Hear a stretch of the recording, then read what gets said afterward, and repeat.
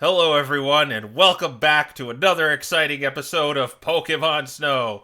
I am your DM for this evening for this lovely D&D 5e 2024 game, incorporating a bunch of overtuned Pokemon mechanics, and we are going to be regaled with what happened on the last episode by one of my friends here. I guess I'll do it. It was a pretty simple session. We began. Well, first off, we were all in the dormitory and we began sort of discussing what we were going to do with the poetry meet.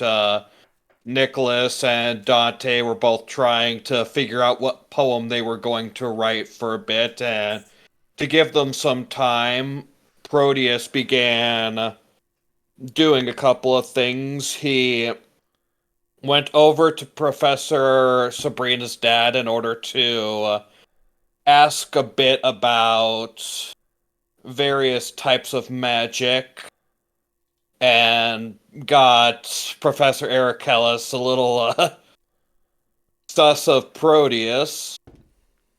And afterwards, Proteus and Dante, and having finished his poem, both went up to the currently playing hooky kid who enjoys doing tabletop activities that involve rolling dice and minis that is totally unfamiliar.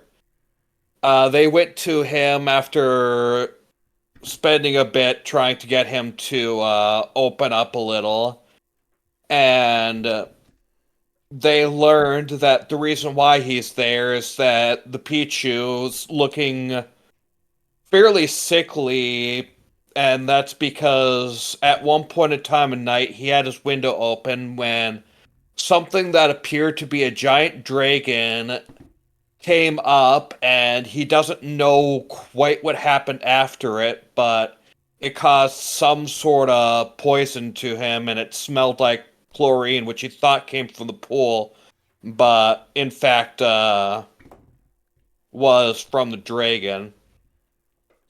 So that has the party very on edge.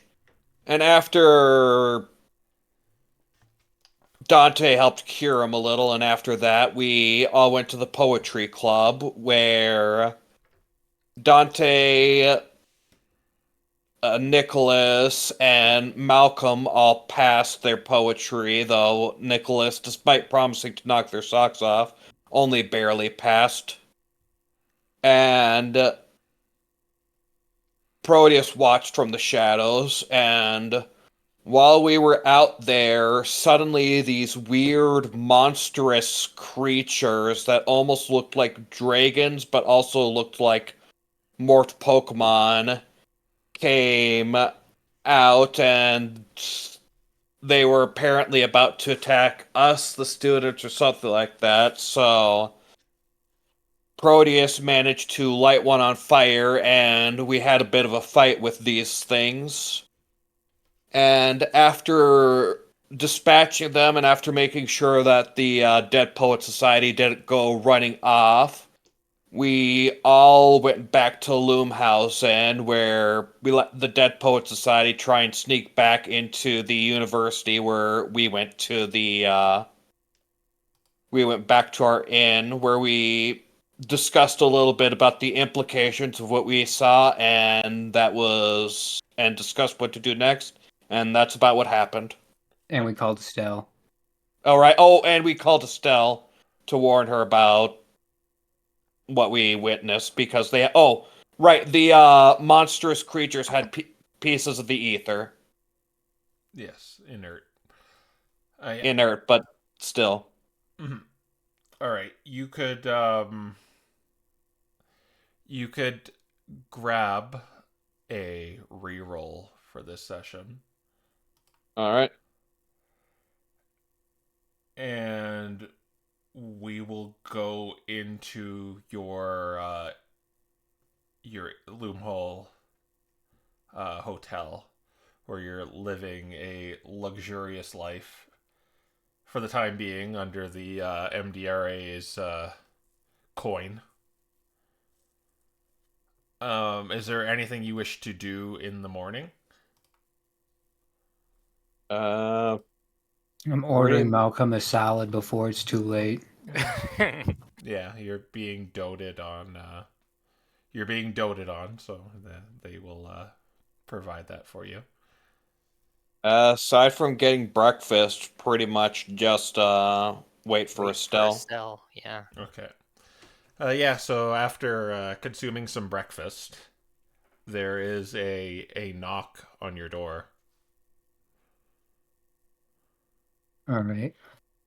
And we'll open the door. Well, use the peephole. Yeah, it's her. Yeah, and then open the door and we let her in. Yeah, she just doesn't waste any time. She just kind of walks in. All right, well, we'll ward the door behind her. You got here fast. Well, you did see me yesterday. I wasn't very far. Yeah, fair enough.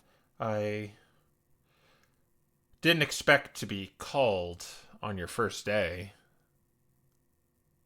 Yeah, it was an eventful first day. Despite only being a day, it felt like it lasted weeks almost, with just how much happened. Well, without let's not waste any time here without the without a 25 word restriction. Can can you inform me what exactly happened? Well, More or less, we've talked to some of the students. Some of them like to gather in strange places, and then a congregation of monsters built of parts of, well, monsters and Pokemon came up and were poised to attack them. One of these sightings was apparently of a full-on dragon inside the university.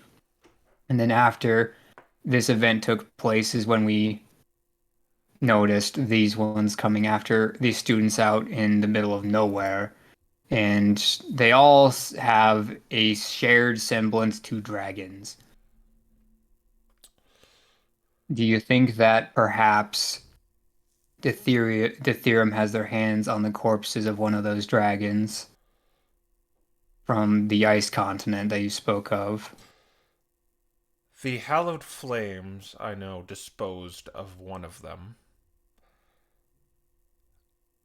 There are two still at large. The group I was working close to dealt with one in another plane. There was the one on the volcano, though.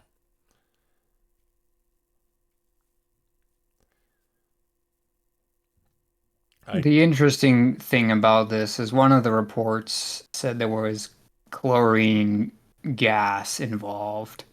At least that's what he says he smelled. And to be fair, when we found him, he was poisoned for weeks. well, was that not It wasn't weeks, it was only a few days. well chlorine? That would be associated with the one attuned to poison. You dealt with one, and you yeah, said there was another one. correct. We're still not sure about the other one yet, but we have dealt with the one. What do you guys remember what we did with its corpse? We just told the MDRA where it was. Actually, you did not. We did.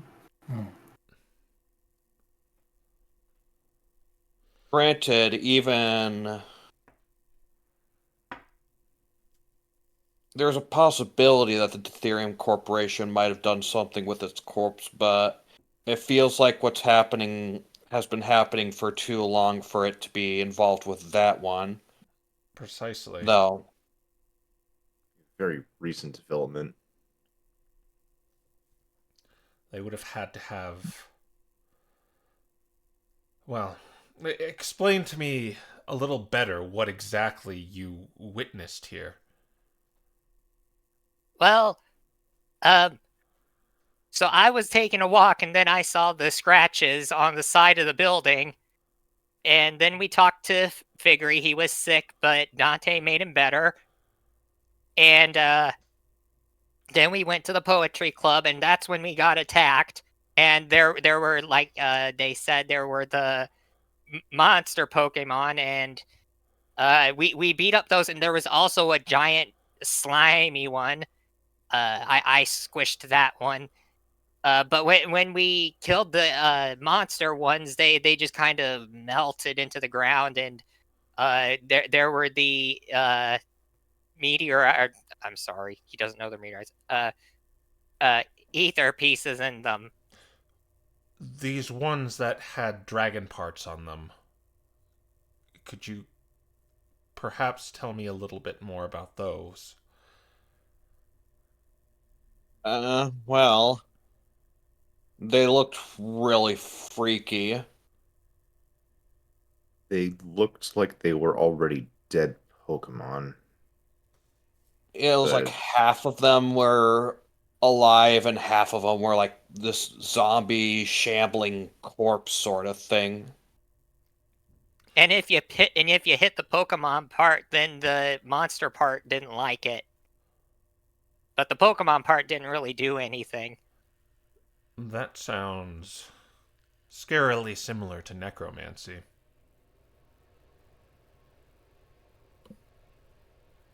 Well, they do have a necromancy teacher at the school, Yes, so that's Glinda.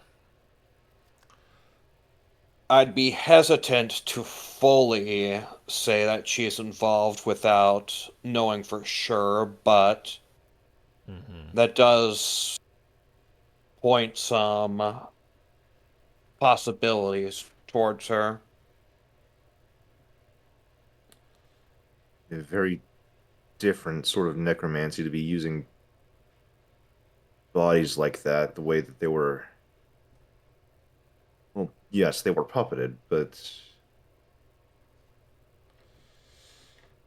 it's strange. It was almost more like they were strange mutants. Yes, this is why I said it sounded similar to necromancy, but if half of them appeared to be dead or unresponsive, as Malcolm has in Malcolm's observation, that's what sounds similar to necromancy to me.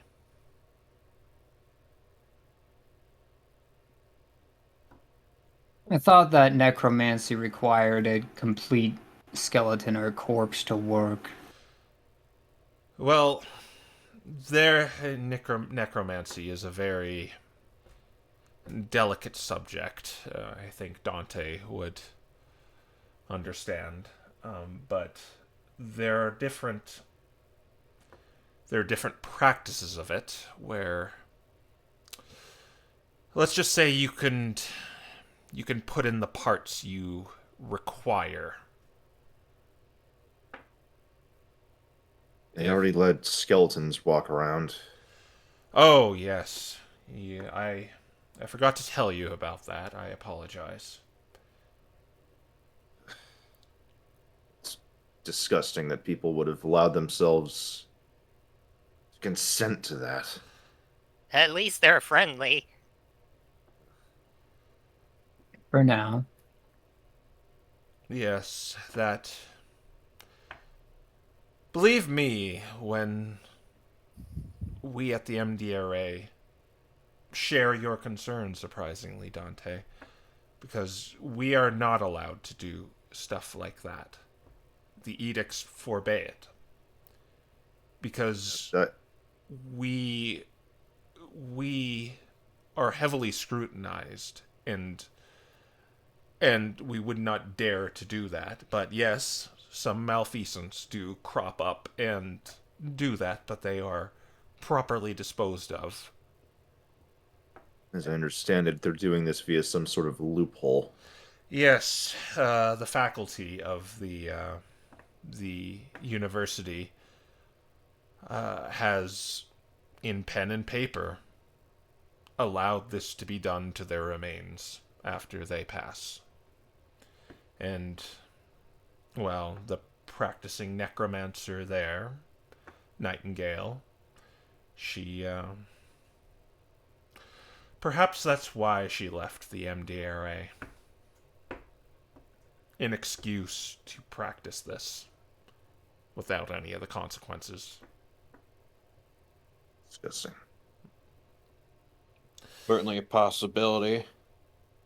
There's one other thing we should mention. Hmm.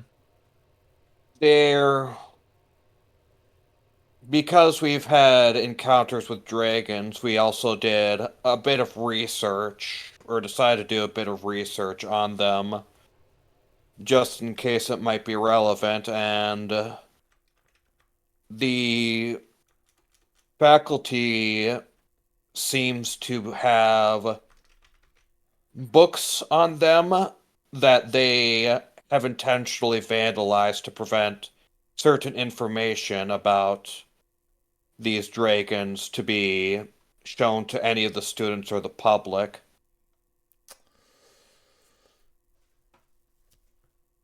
At least the librarian is well aware of the vandalism when I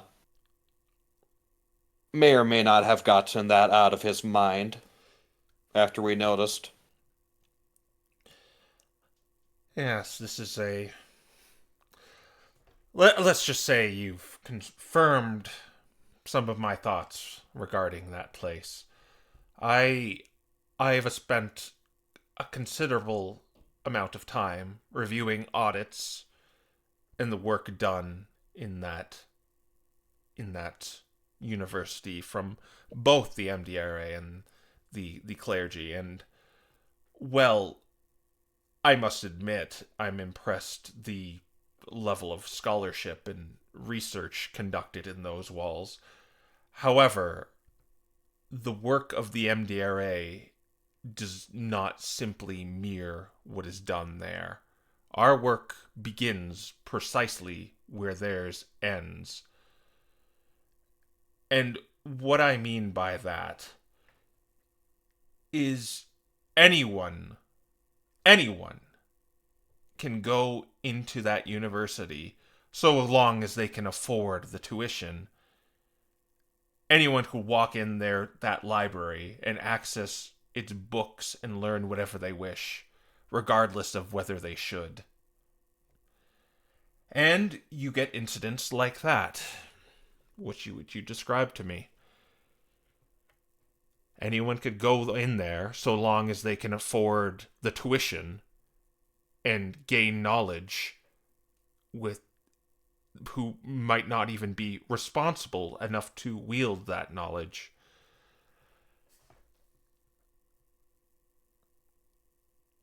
So, let's just say it doesn't surprise me. I mean, the students seem relatively uninvolved from our first investigation. You're still in the process of integrating ourselves with the students, but Like, if anything, it seems like the students are being used.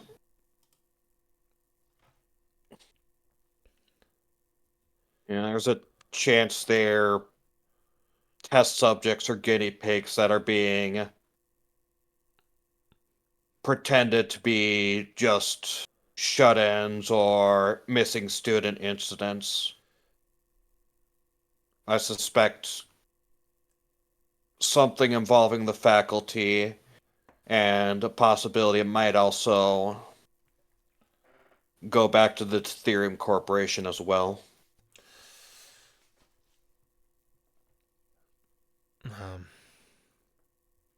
The only thing I know, and I'm not saying this is fact, but what you're telling me sounds like a form of necromancy.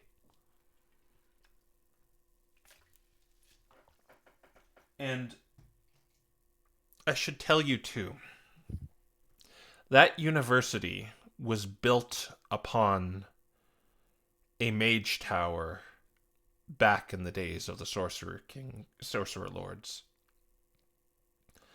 And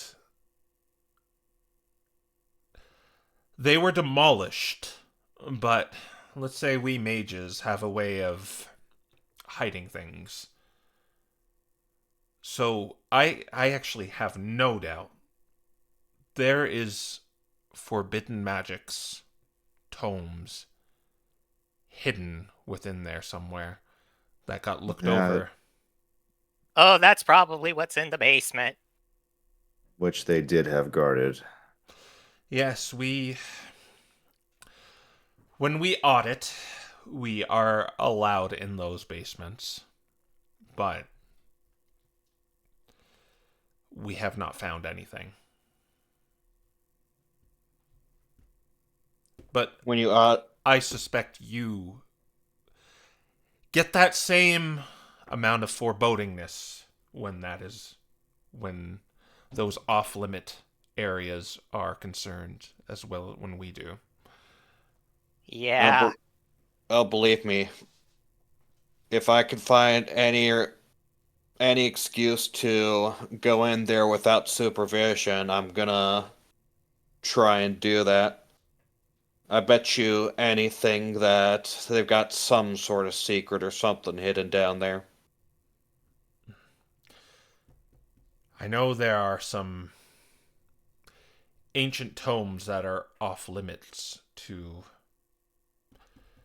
regarding the schools of magic, and there is most. I know one, again, going back to this, the Necronomicon is definitely there, but it is protected. The necro what? Does that have to do with necromancy? Yes, it's necromancy from. There is necromancy today, whether you like it or not, Dante. No offense or anything. But the forbidden magics that are contained in that book are meant for study and only, not practicing.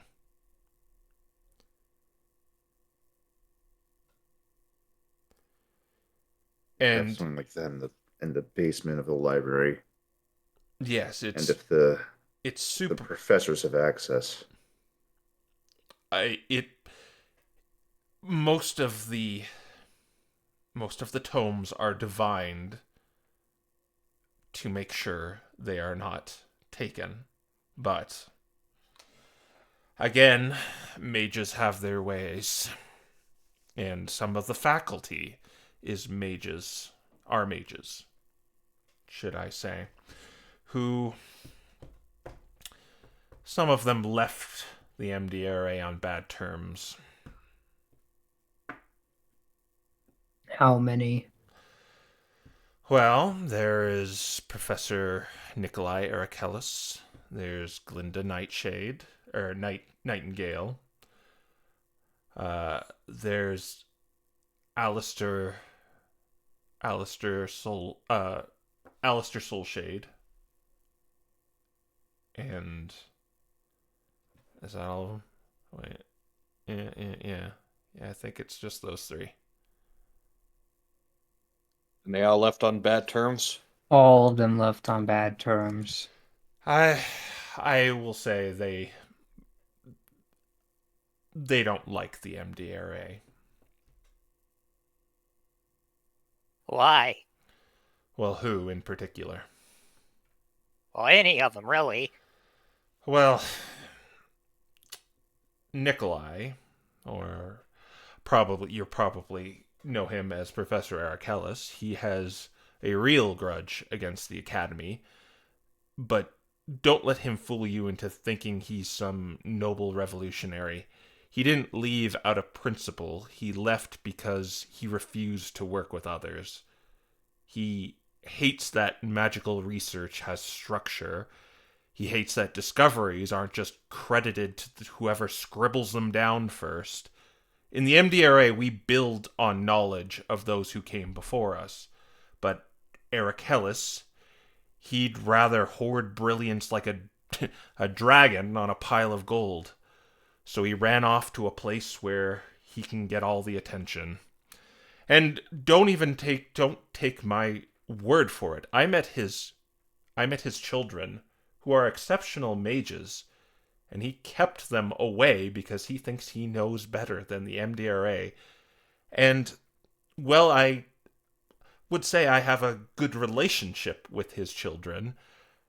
They obviously were not disciplined properly when it comes to their magic, that the MDRA could have nurtured and fostered, and you end up with what it seems children who don't like the man.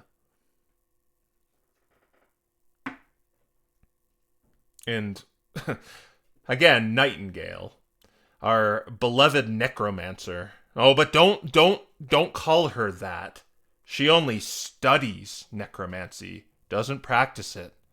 Unless, of course, you look a little closer, as she set up those skeletons and found the loophole to make it all technically legal. And you know what? I almost respect her for that. Almost. But let's be honest. She's not satisfied with just lecturing about necromancy. No. No. Necromancy never is. They always want to push the boundaries, to experiment, which is leading me to suspect her of this. But unlike real MDRA researchers, she has no accountability, no restrictions. She's only not labeled a malfeasant because she's clever enough to play the game. She's teaching a course in theoretical necromancy. Yes. Would it And not be lectures to destroy necromancy she'd have to be teaching to ward against it as is pertained to the edict?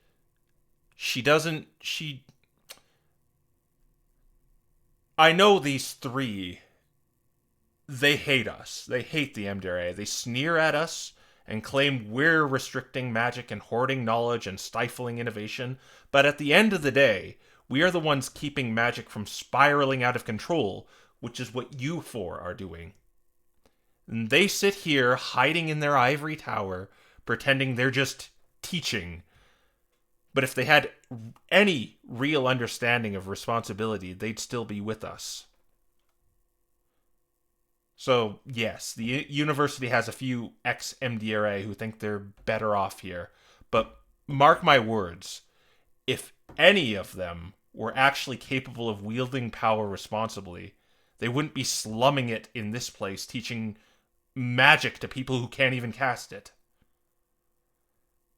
I'm sorry. I'm usually not this. I try to be more businesslike, but I have probably thoroughly ruined your illusion of academia. I apologize for that. I could tell this is personal, so I ain't gonna blame you too much. It's actually funny that we actually see eye to eye with the Hallowed Flames about this. We actually have pleasant conversations.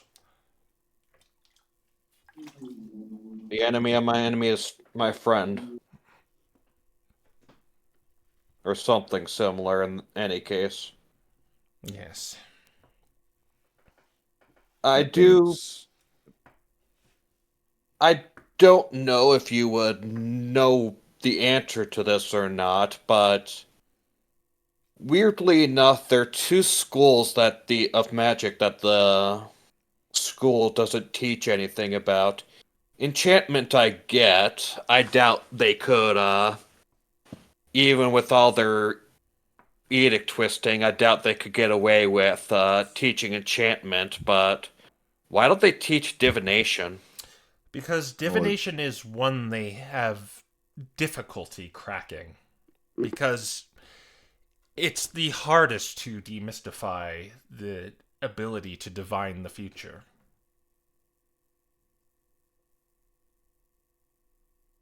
They could be the one that they'd try the hardest to go after, but Oh, no doubt they want to do that, but they have not cracked it like they have the other ones. interesting. Okay. Why are they afraid of teaching enchantment and not necromancy.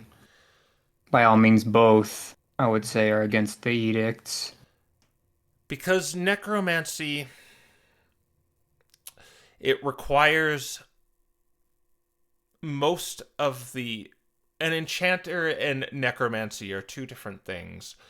And enchantment is actually more dangerous when you think about it. It is, though the edicts do not outlaw the learning of it and necessarily the casting of it, only to whom it is cast upon. Necromancy, it bans outright any casting. Yes. What Glinda is teaching there is not how to do it, but defense against it or how it works. It's one of she's clever at that, you see. She skirts the line living in that gray area. How she's able to reanimate skeletons willy-nilly is a testament to that.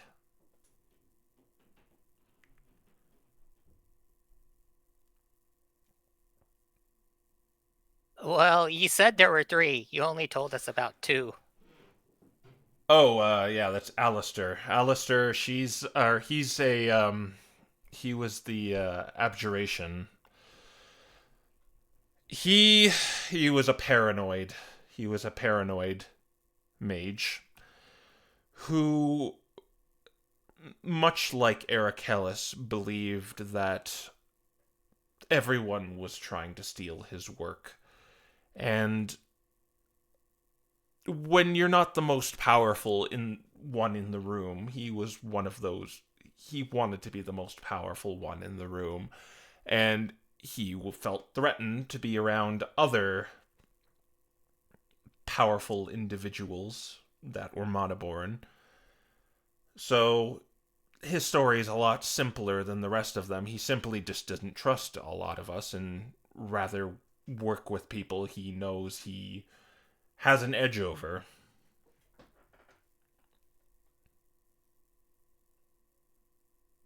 He's just a paranoid old fool. That's why he'd rather just teach the common crowd than other Manaborn. Yes.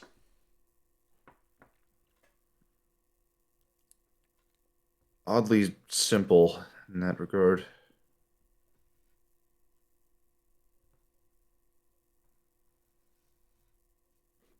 He does keep the university's defenses solid, but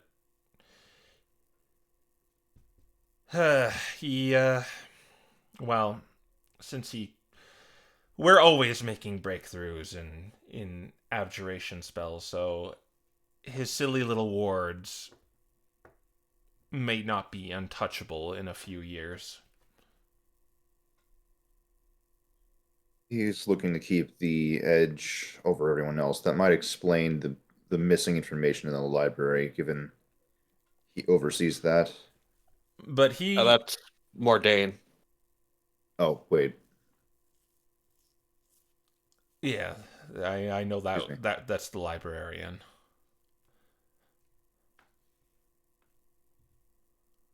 Mixing people up. It's been a long day already. Mm.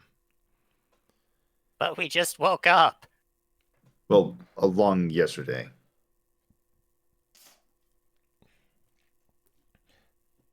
For now, was there anything else you learned that you might wish to divulge to me? Well, I guess, do you think you can glean anything from the inanimate ether?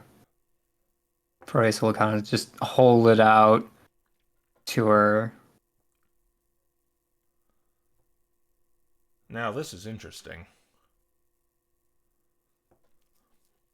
You see, it doesn't make any sense.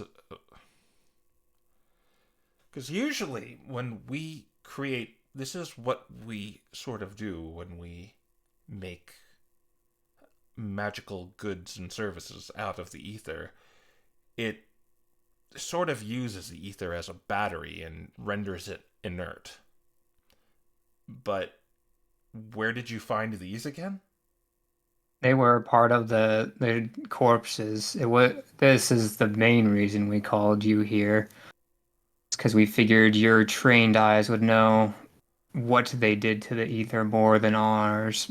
All we know is that they combined the corpses of Pokemon, perhaps some living flesh, and the ether. After they were dealt with, the corpses simply melted away, and this is what was left. I doubt that the corpses inside the university are made out of ether, which is what makes it more curious. Unless you think we should kidnap one of the skeletons at the university and kill it. No. The thing about ether is outside of the ice continent, it is toxic to the touch. And, well, other than what happened to Malcolm, keeping one on yourself would overload your body with arcane energy, and she makes a explosion gesture. That would be a normal Pokemon, yes, but how they were inside creatures.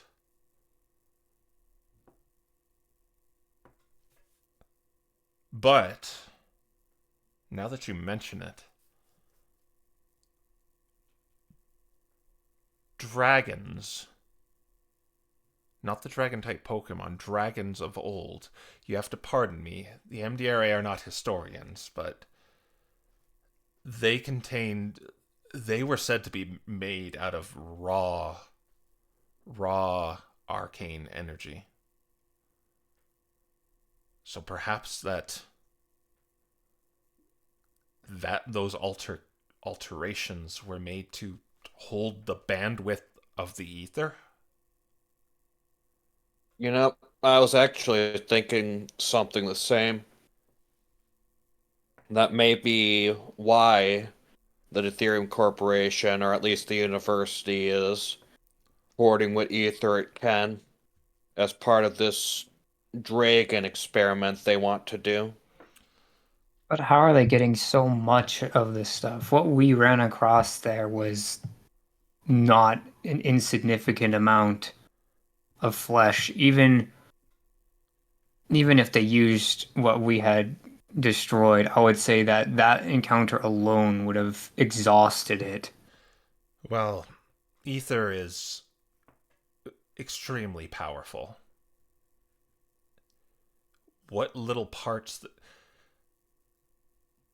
it could speed up evolutionary process as we know it.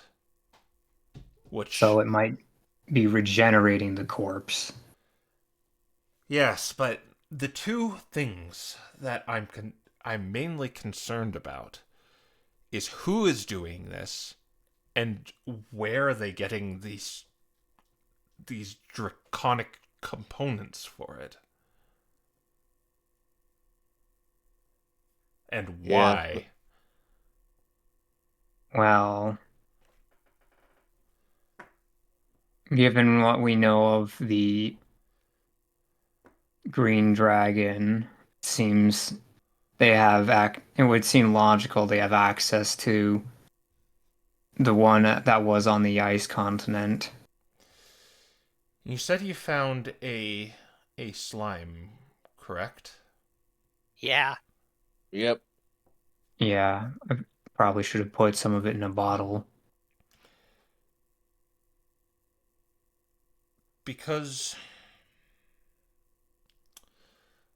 some more problems have been cropping up, I hear, around the city of individuals attacked by slimes, but they are not. It's the same ones you encountered back in Oakshire.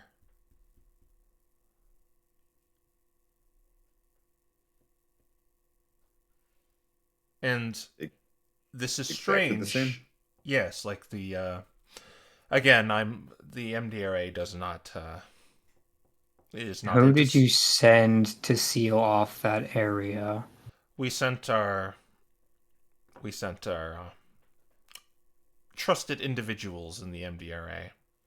I don't think they're so trustworthy if these slimes are getting out into the city. No, that's not necessarily true.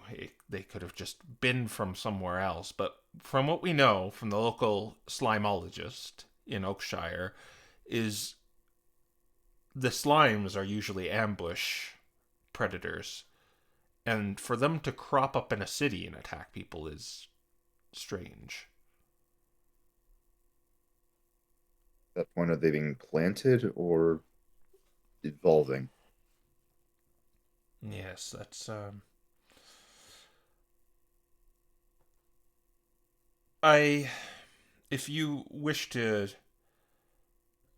pursue this matter, I I can get word out to the slimologist in Oakshire to make her way to the city to maybe aid you in this particular course of action, but I only bring this up because you encountered a slime, but it wasn't the same kind you saw in Oakshire, correct? Yeah, this Correct. one was different. Hmm. Still, if there's an expert on these slimes, and if we can get some of its gooiness, I guess, to that expert, then we might be able to learn something. I mean, for one, it was accompanying these strange mutants. Yeah, which leads me to believe they're connected somehow. Yes, and again, slimes aren't the type of creature to be tamed. They lack intelligence and sentience.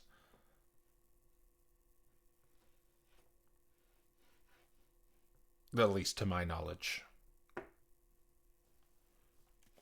So either they're suddenly getting that, or someone specifically planting them. The big question is, what purpose would they have in sending these slimes to attack random people? Well, I think that part's fairly obvious. Because we've already seen the second half of the end result, haven't we? These these attacks have not been frequent, but the slimes that are being reported seem to be going after smaller individuals and children. That's disturbing. Weren't the Pokemon that we saw that were mutated and dead small? What I were mean, they're they? like A Poliwag and a Sandshrew. Hmm. So yes. me-sized or smaller. No, the slimes go after even smaller than that.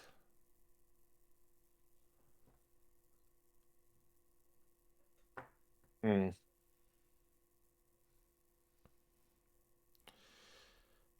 I'm I'm still at a loss here. I I think you should do more more legwork at the university. I didn't expect you to solve this on your first day, so but what you have told me gives me a lot more confidence that you might figure out what's going on. Yeah, I didn't figure we would either, though. At the very least, there's a lot of new information we've gotten, and we definitely intend to pursue it. Don't First up, don't feel restricted to just staying in the school. You have, with the agreement with Woodrow, you're allowed to go and come and go in the university as you please. You're free to drop in any courses you see freely, under the guise of this exchange student facade. Well, we still haven't seen about half the teachers, and from what you've told us, half of those half we really should speak to, at least to get a pulse on what might motivate them. Hopefully, well, I've already managed to potentially help out with Nevin as a sort of teacher's assistant.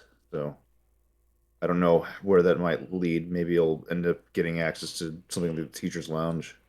I wouldn't expect that, because even as a. The teacher lounge has the apartments and the. You'd have to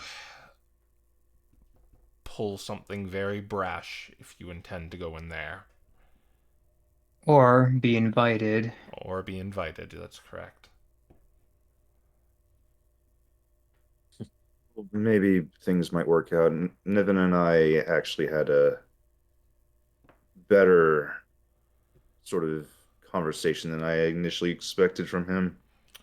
His I'm class is interesting, but we seem to see eye to eye on the necromancy issue. Yeah, it doesn't surprise me. He is a former flamekeeper of the Hallowed Flame. Yes, but are you certain that they don't have access to divination magic? Because they seem to have an uncanny ability to know more than I think they should. They. There is. Nevin is the divine teacher. And there is overlap with it and divination. But, as you know, a monoborn and one of a faith, our abilities come from different places. And I'm not a particular expert on the deities, and he looks to you, Dante, in your relationship with them. It's definitely one more of, well, absolute faith. Yes. Though I don't actually know if Father Nevin still has such divine magics. I have not seen anything from him. Just I know that he still holds his own, though it's certainly complicated. It's possible he's here because he misses it in some way and wants to use this method to reconnect with it. Yes, I've. The clergy does not have much love for that individual. I've heard a blasphemer and defiler, things of that nature, come from my meetings with the clergy.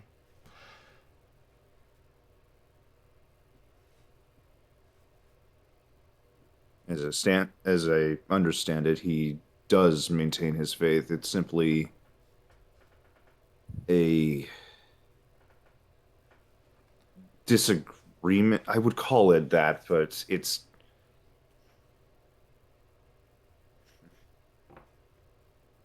strange. Obviously, he's not in good terms with his own uh, clergy, but I can tell that man still definitely holds his faith close to his chest. So there was some disagreement that left him in a state where he was cast out. In any case, I should probably let you go about your day. Yeah, Yes. we got a bunch of work we need to do. A few follow-ups we need to do as well. Yes, because we're not going to get anywhere if we just spout a bunch of hypotheticals. We need concrete evidence. Hmm. Do you think if Gorvin used invisibility spell that would even be useful in that place? You Or see, is their divination too strong? it would be Soulshade's abjuration I would be worried about. He was a very paranoid mage, so though he has stifled his progress by leaving the academy, he may have been hiding a spell or two to ward off such tactics. But I am not sure. Mm, That brings the question of such magic that I have. Would I be under the same scrutiny of any sort of casting, or would such things be more understood? Uh, she would say yes. As I said before, the way the magic of faith works compared to those inherently born with it works. The rules on it are very different, as you are beholden to certain things in your faith, correct? Yes. Well, the rules in place were created by us mortals for the edicts. Rules that can be broken without the same consequences. Exactly.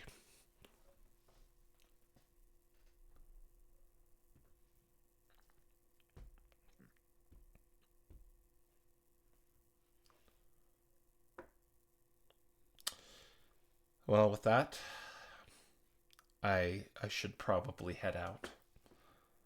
yeah. Wait, Estelle, what Yes? would happen if someone still had one of those inert rocks in his body? Oh, well, they are an inert. They they are if they are inert, that tells me the feedback loop is going through the creature in question. Which, yes, if you are thinking the same thing I am, Malcolm, congratulations. You are, well, let's just say, a little sharper than I thought, but it must be circulating through your body. He goes wall-eyed for a second, and then he says, "I was just worried about the guy that Dante cured might still have one in him." Well, he would be dead if assuming he is a normal person, he would have probably blown up. Most likely. Okay. Yeah, he does appear to be normal, but we do intend to follow up with him just in case today. I have other reasons for following up because I'm curious if he knew any friends of his that were a Poliwag and Sandshrew. Yeah, he Considering he mentioned. did mention his friends had gone missing. Hmm. So if that's the case, and well, he was poisoned, then I'm curious if that has any relevance to those two. Well, It's well, it's if potentially a leap, but if you want my advice, it's find this dragon because it's obviously involved, and perhaps slaying it will put an end to it. And find out who has the illegal raw ether, and I would say report it to us. But I know if they are smuggling this and you are caught, they are going to probably want to silence you as well. So do what you deem as necessary if you find that individual and confront them. We intend to. Okay.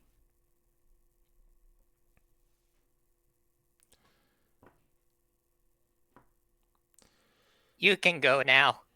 Okay. Good luck. And she gives you a nod, and she leaves the hotel. apple doesn't fall far from the tree, does it? Huh?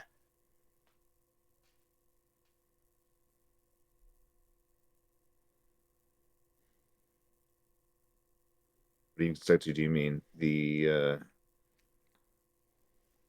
mages or Yeah, well, remember, she contacts us solely because she doesn't want someone else to usurp her position in this ranking here, while also speaking low of those who wished to have credit for the things they accomplished or to not be removed from their own projects.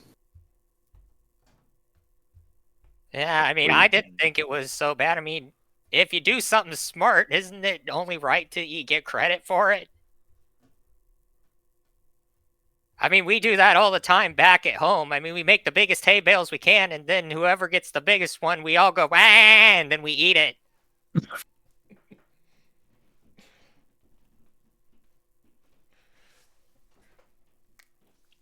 It all depends. But my point is just more in the hypocrisy. Yeah. For her, it's only okay if someone does it in the MDRA, but I think she'll eventually find that is not fulfilling. Someone's gonna find out about her project eventually. I I don't think she's entirely wrong about being careful about how far things spread, though. At the same time, like I've said before, I don't really have a massive interest in joining the MDRA myself. Though I'm not really planning on being a magic researcher, so doesn't really matter to me either way. it is interesting to think that, well, we're her sort of project off the books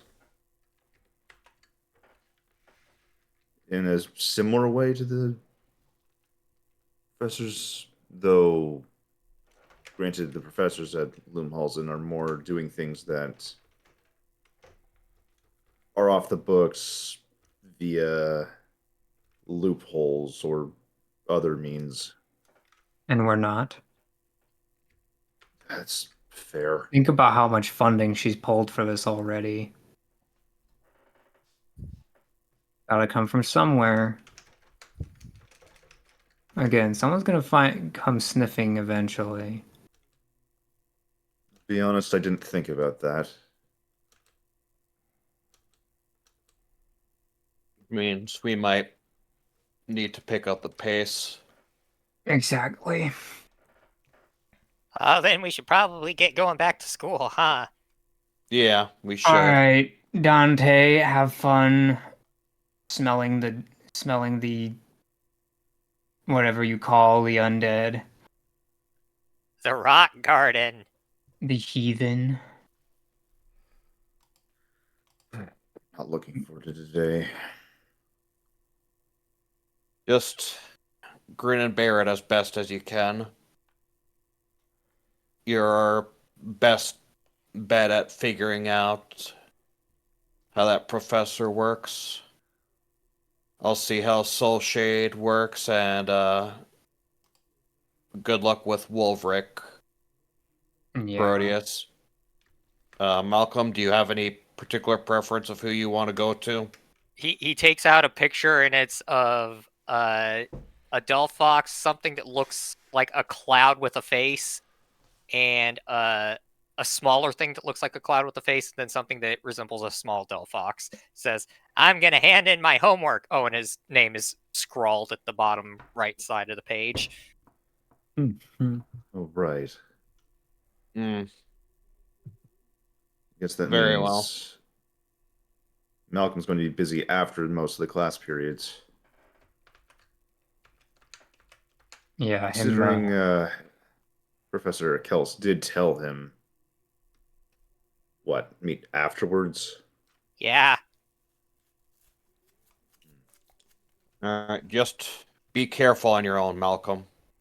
Okay. Do you remember how to get to the dorms we were using? There's a look of like static in his eyes for a little bit. And then he says, I think so. It's the big one in the middle. Upstairs specifically. Yeah. Yeah, well, if you have to, you can also hide out with our friend with the minis. Oh, I like his number rocks. He says they have agency or something. I'm pretty sure he said that he had agency and they determined the consequence. Let's just go. All right. So you guys leave the hotel.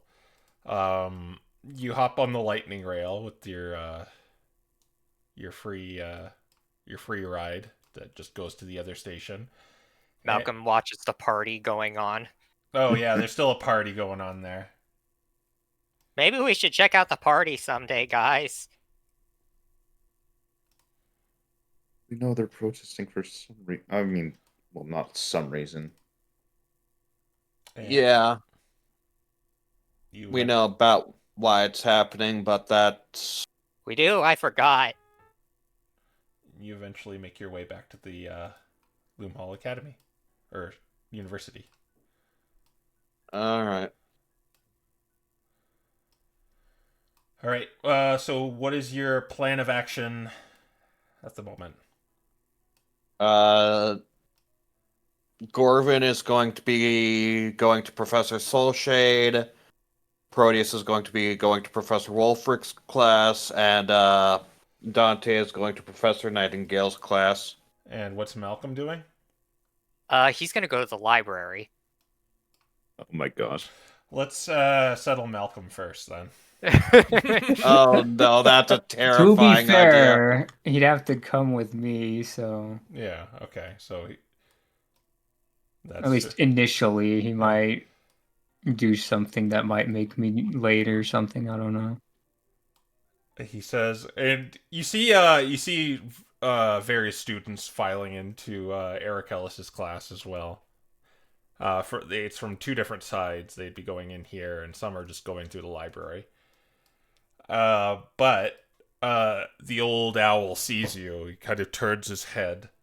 Oh, yes. Hi. Do you got books with pictures in them? This is not a children's playground, young man. This is a library to enrich knowledge. Well, I mean, you're kind of missing knowledge if you don't have all the stuff the kids need, aren't you? This is an academic library.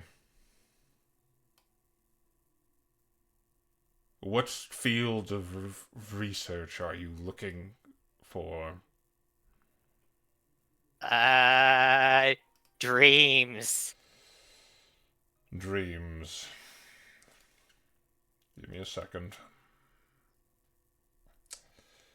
Where's the library?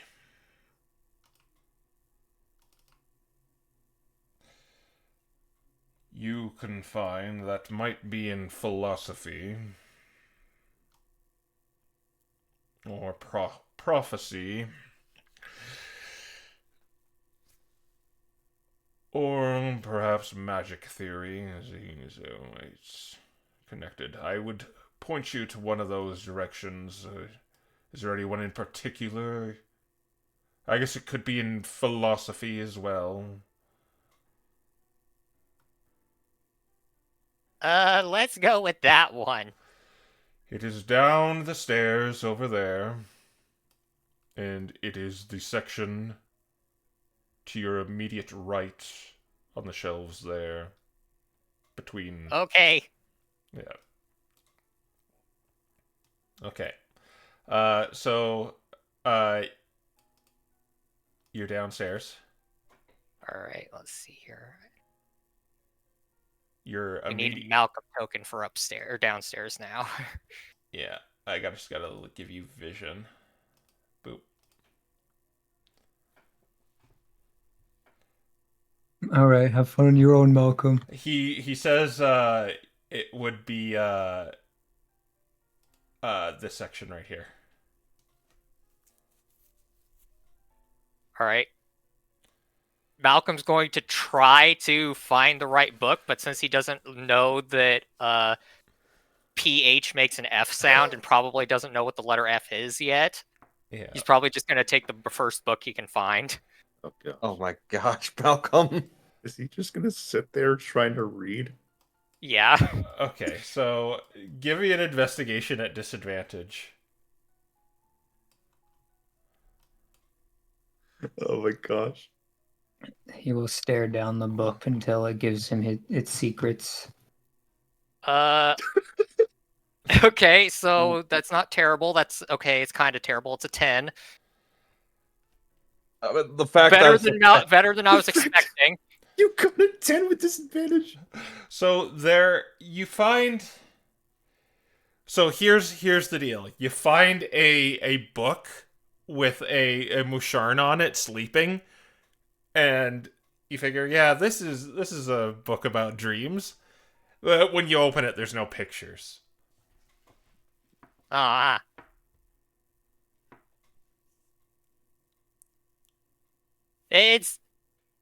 I'm starting to realize why everyone outside of the herd says that you gotta read. Everyone has all these word things everywhere. I'm gonna hop up into this chair. Oh my gosh. The book is upside down. he keeps looking until he finds an M. Yeah, you do find But an then M, but it's actually a W. Why is this A upside down? Yeah, and with you here, there's two of the metal creatures as well. They're blocking the stairs, as the map doesn't accurately show, but they're just kind of imposing themselves on the stairs. Hey, mister, why is this M upside down? It remains silent. He stands there for like 2 minutes just looking at it. And it's just looking blankly past you as well. That must be a good daydream. I'd better leave him alone. You go off. I'm gonna go back to my spot and keep trying to figure out why this A is upside down. Yeah, you come across like M's and A's and L's and C and O and L's and M's, but there's no Malcolm in there, so you can't read. Okay. I need to learn more letters. All right. So let's just roll d20s to see who we do first here.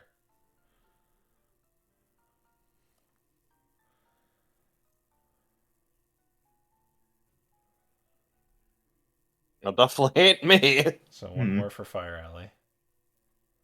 Oh. Look at that. It's still not above a 10, but it's better than usual. It is a 10. Okay. So we are gonna go to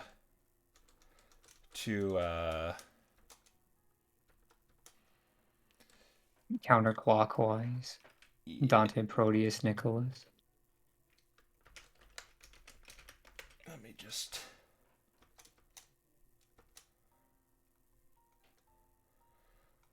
you go into the north side of the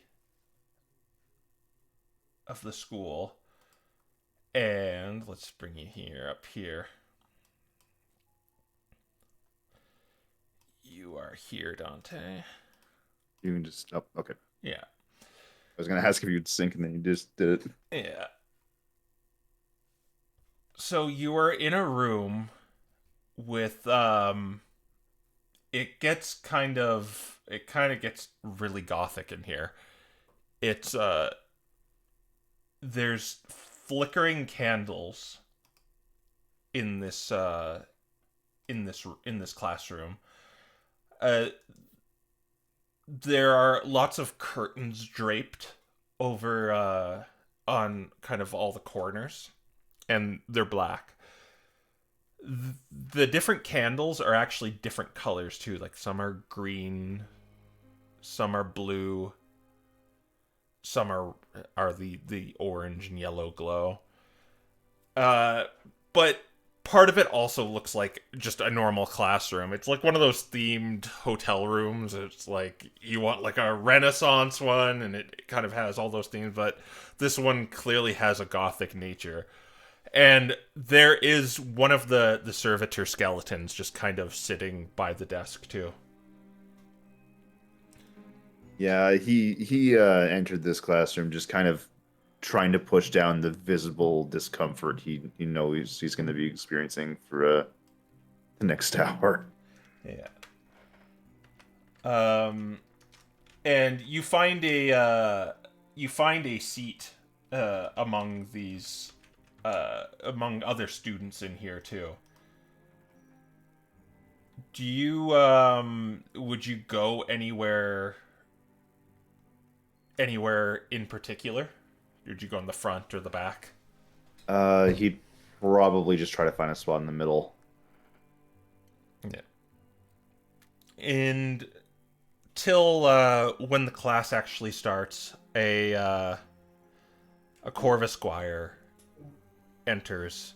She's an older individual.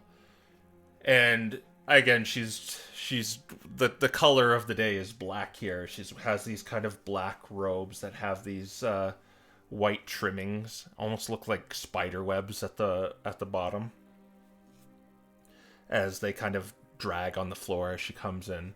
She has kind of a book tucked in her wing. As she has a soft look to her. She doesn't look very hardened like the other professors you've kind of encountered. Like if you've seen Irachellis and you saw Nevin, who have kind of that stiff jaw. She has kind of a very soft, wavy demeanor to her as she kind of walks in, very methodically. And she sits at the desk and she puts down the book and says, "Necromancy, a term that conjures images of the wicked and the damned, the thief of life, the desecration of the dead. That is what they tell you, yes? The clergy, the MDRA, the frightened parents who whisper tales of necromancers who raise army of rotten corpses. Necromancy is not the art of death. It is the study of life.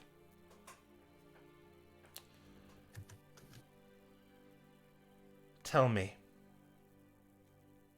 if a cleric lays their hand upon the dying and breathes vitality back into their limbs, is that not necromancy?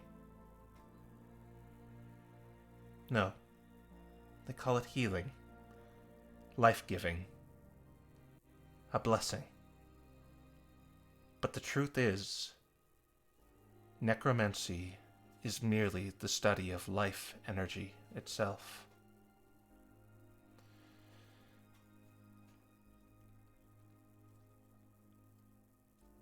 And one student raises his hand and says, "Yes, but we're told that it's unnatural." And she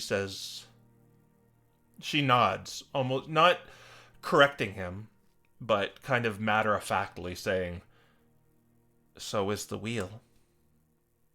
So is medicine that stops sickness in its tracks. And yet, we used them all.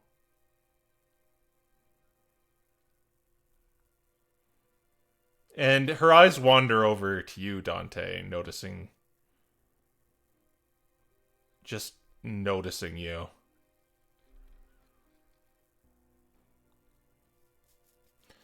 He's purposely been quiet thus far, just kind of listening to her lecture, but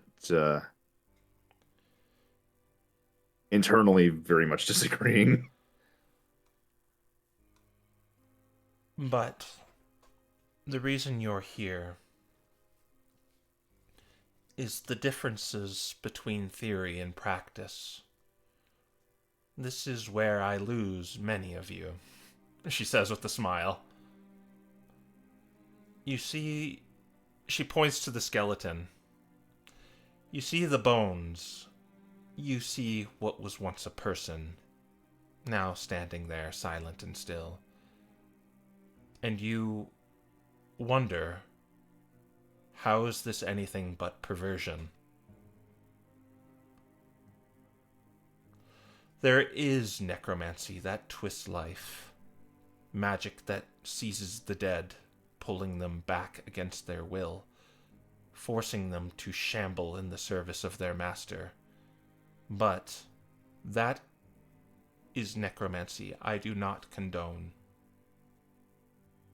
But there is another kind, the kind that mends the spirit, the kind that seeks to understand the energies that flow through all living things. My research and the knowledge I wish to impart to you does not seek to enslave the dead. It seeks to ask the simple question, why must death be permanent? And I don't mean it should be defied, nor should we be complacent to it, but to better understand it. I do not fear death, but I will accept it without question.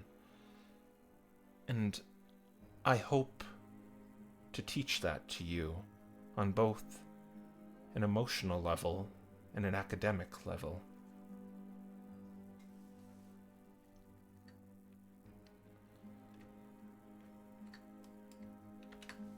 Dante and Kurt internally here wanting to scream heresy.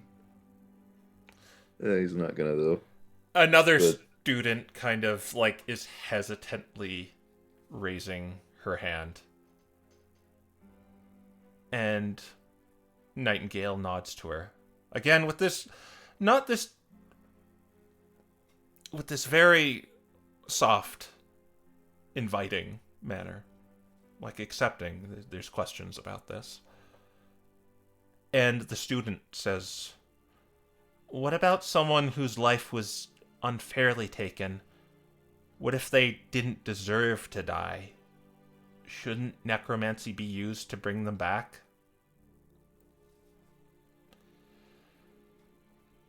And that's when she kind of sits back down and kind of reclines in her seat a little bit. And Nightingale responds, you should know, the continent has firm laws regarding resurrection, and necromancy can do this. That is not in question. Whether necromancy should do this is.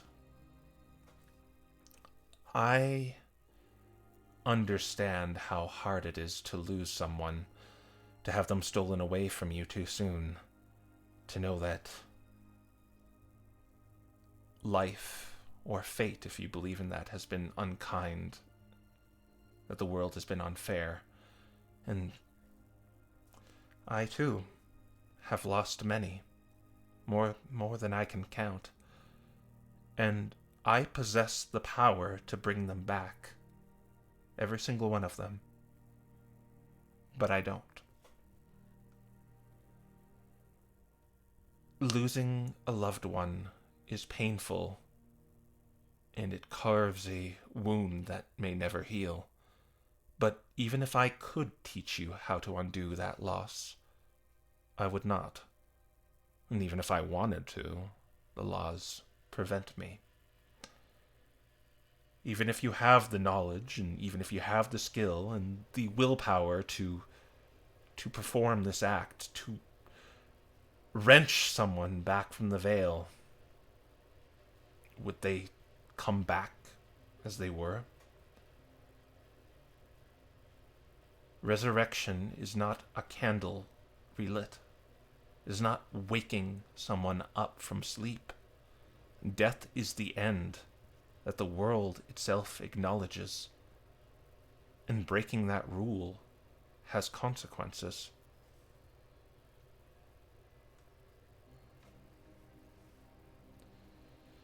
And to bring one back from that unknown and force them to exist in a world they are not meant to return to.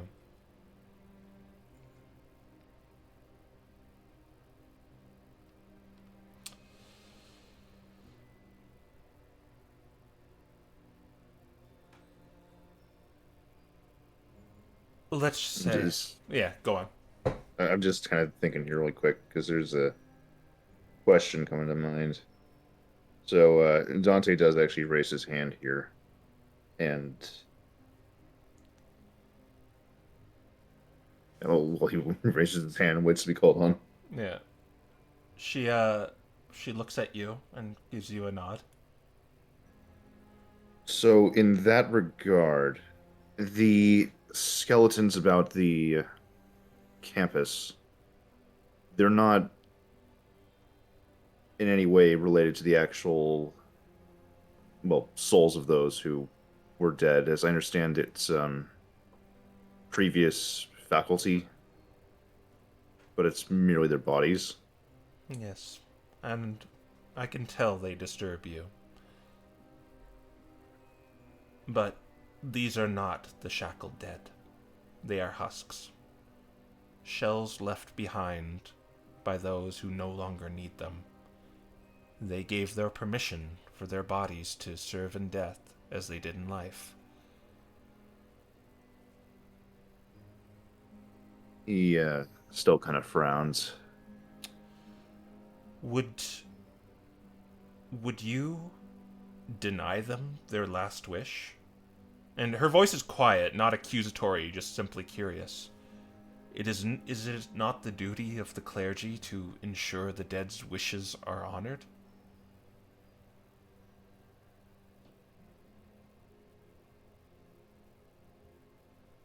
He stays silent for a little bit before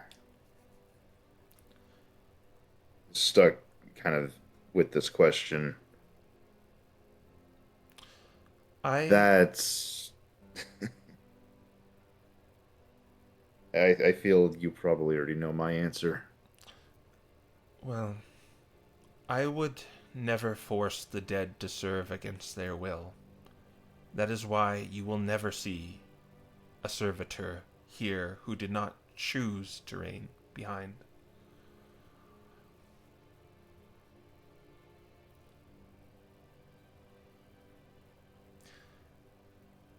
You do not have to agree with me. In fact, I do not expect you to. But you are here to presumably learn, to challenge your beliefs as much as to defend them. And whether you realize it yet or not, you already have.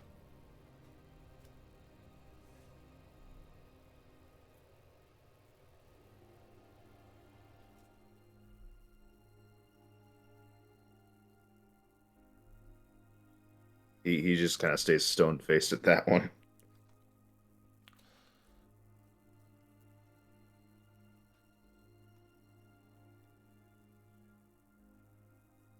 Because it is better that we ask these questions than someone with no sense of restraint. If the question is never asked, the answer will never be found. And if it is found, I would rather I hold it than someone who sees death as nothing more than an obstacle to be defied. Necromancy exists whether we like it or not. If I do not study it, someone else will. And I have seen what happens when necromancy is placed in the wrong hands. And this is why I teach it to you. Because I cannot allow it to be used irresponsibly.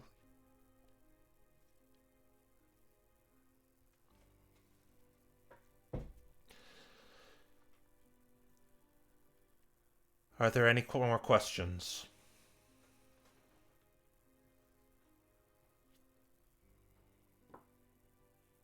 He sort of just briefly shakes his head and looks around to see if anyone else actually raises their hand. The one that was kind of given the question kind of goes back into her seat. Very well. Then we are going to go over the effects of life disruption. And you're basically giving a lecture of like kind of necrotic damage and how it kind of affects healing, kind of the colliding of both necrotic and divine energies, kind of preventing them from working and kind of acting as a block. But we will go to the next in line, which I believe is I think it's Proteus. Proteus. You're going to Pretty sure, yeah. You're going to Wolverick, right? Yep. All right. So you go in after splitting off from Malcolm. You go into this immaculate but sterile classroom with preserved specimens in glass jars and charts showing the biology of different Pokemon on posters. There are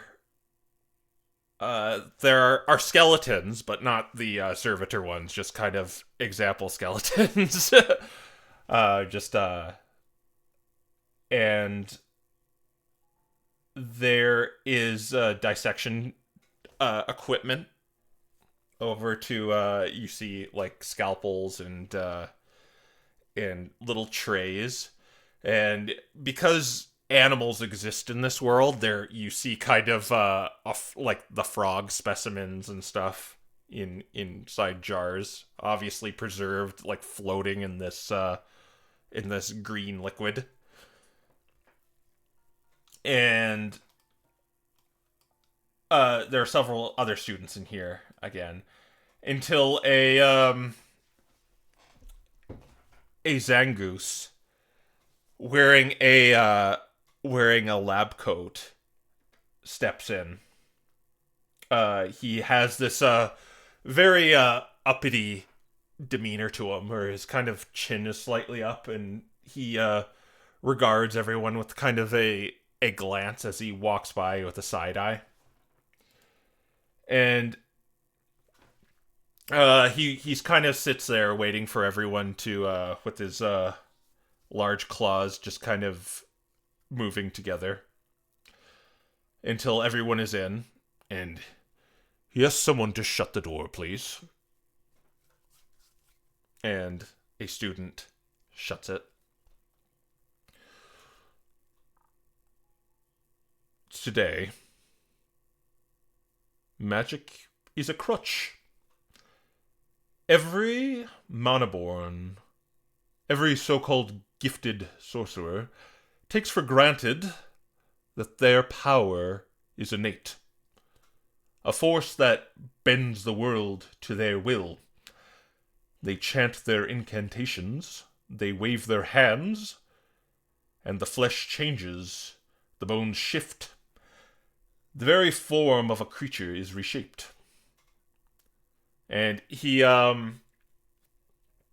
points to he pulls down a poster of a caterpie, a metapod, and a butterfree. They call this transmutation. They say it is an arcane school. That is in a separate realm of science. They cannot be understood by those who do not wield magic. They are wrong. Transmutation is not magic. It is biology. It is the natural process of cellular reconstruction, of genetic activation, and controlled metamorphosis.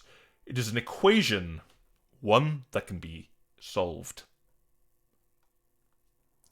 He gestures to a preserved fossil that he takes out.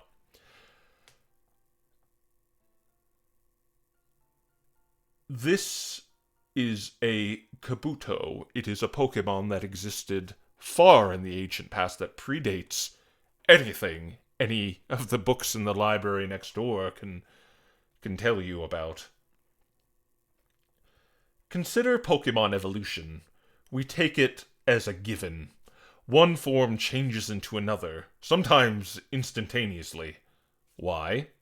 Because of experience. No, it is because of genetic structure of the Pokemon that has reached a correct threshold of its activation. It is a natural process, as predictable as the phases of the moon. If this process can be understood, then it can be controlled. And if it can be controlled, it can be replicated. Tell me, if a Manaborn can shapeshift with a simple incantation, then why should a non-magical being not do the same with the proper biological triggers? And he's letting the question kind of hang, waiting for someone to raise their hand. No one really does. As I thought, the study of transmutation should not belong to monoborn elitists who believe only those born with magic deserve to wield such power. What is magic but just science we don't understand yet? It is a science, it is a formula, and what is a formula if not something that can be replicated by those who understand it?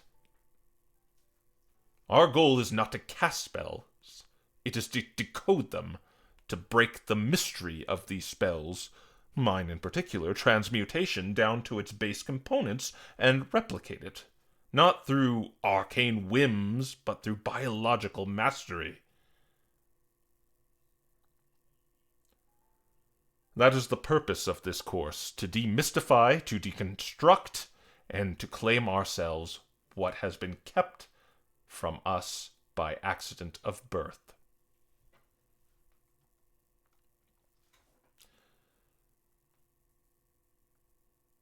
Do I have any questions?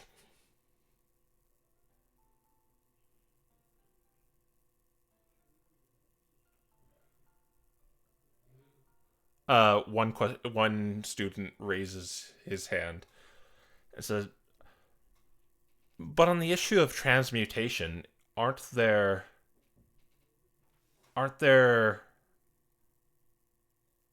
ethical implications to perhaps taking it too far?" Yes, there are. But science is a very fickle mistress, and sometimes we must push the envelope of what we can and can't do in order for some progress. Because if we don't, we will live in stagnation. And the purpose Our body is made up of organs, these faculties, that if they fail, we die.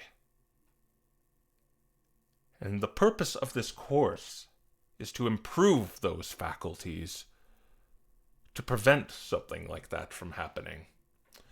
I know other professors might tell you differently. They have their own methods, but this one is baked into our very beings. It is the most natural of the schools, because creatures evolve. And what we're trying to figure out in this class is how to speed up that process.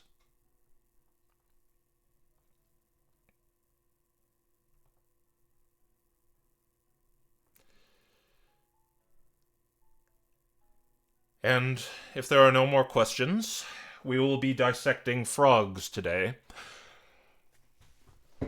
All right.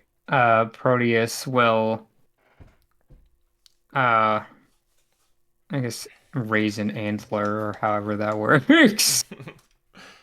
All right. You there. So biologically, what is the separation between a monoborn and not then? Particularly for Pokemon who possess innate abilities of what some would call magic. It is a gene that some possess. It is inherited. If one has monoborn parents, it is more likely to transfer to the child.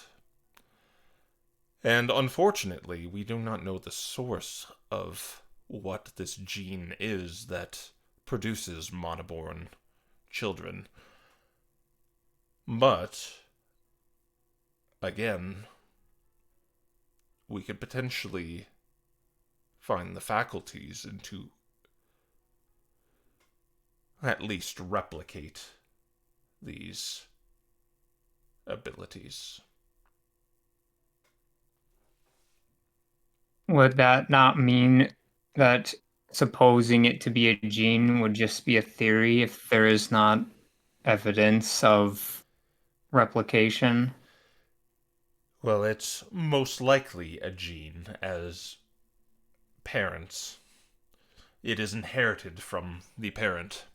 If there are two monoborn parents, the children will definitely be monoborn.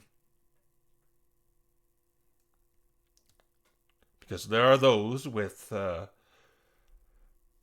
those who have sired monoborn children who are not monoborn themselves, but the one who birthed them was.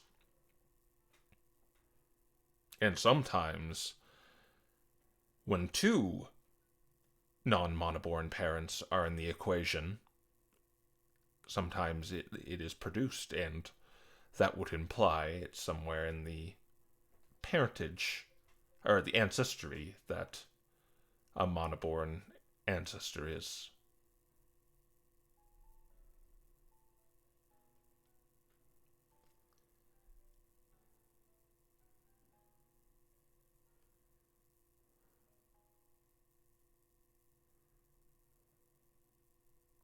And if it were to be decoded,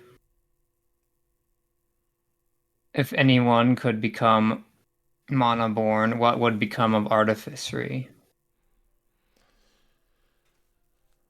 Well, we possibly wouldn't need it anymore, would we? That is, much like creatures, technology becomes obsolete.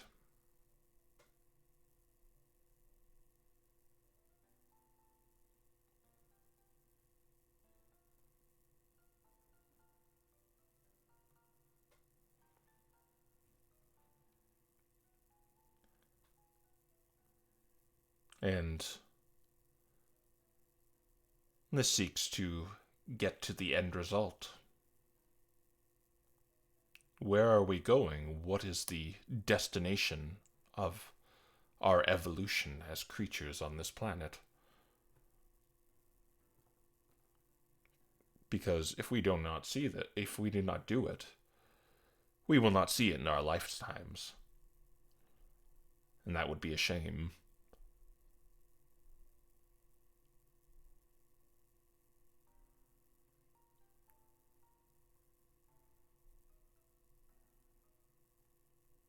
Do you have any more questions, Mr. Uh, my name is Proteus, and I do not. Okay, you will be provided with a frog. I expect you to list all of its organs. And you're given a frog, a dead frog, Proteus, and like everyone is kind of given a frog. You see some people start to like upchuck a little and leave the class.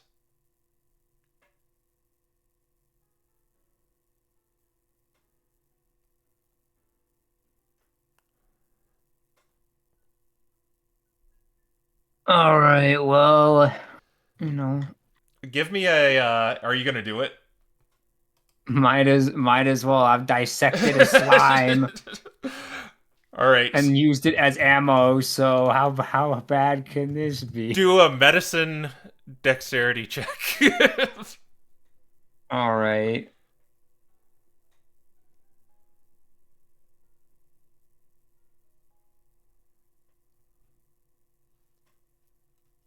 Yeah. 19, okay. Yeah, you're like a literal surgeon here. And let's have you do a just a general nature check too. Let's see how you you find the intestines and all the things and label them correctly. Yeah, 14. that it's like a passing grade. All right. Yeah. Okay, so yeah. We'll get back to you when it ends. Let's go to Nicholas then. Oh boy.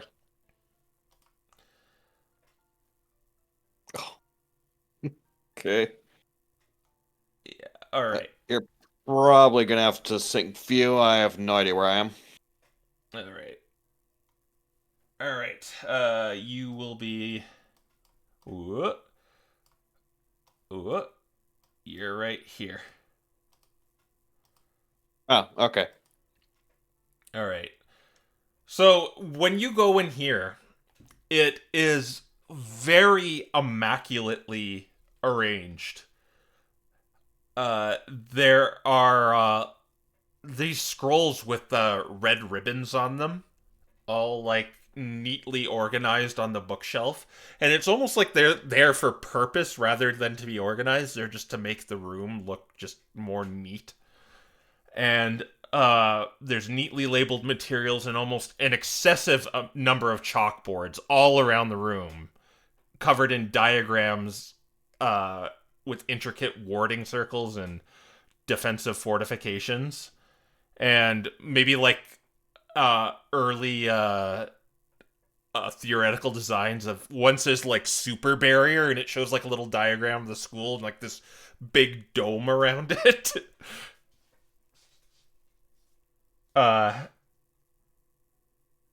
the room is in a very rigid order too.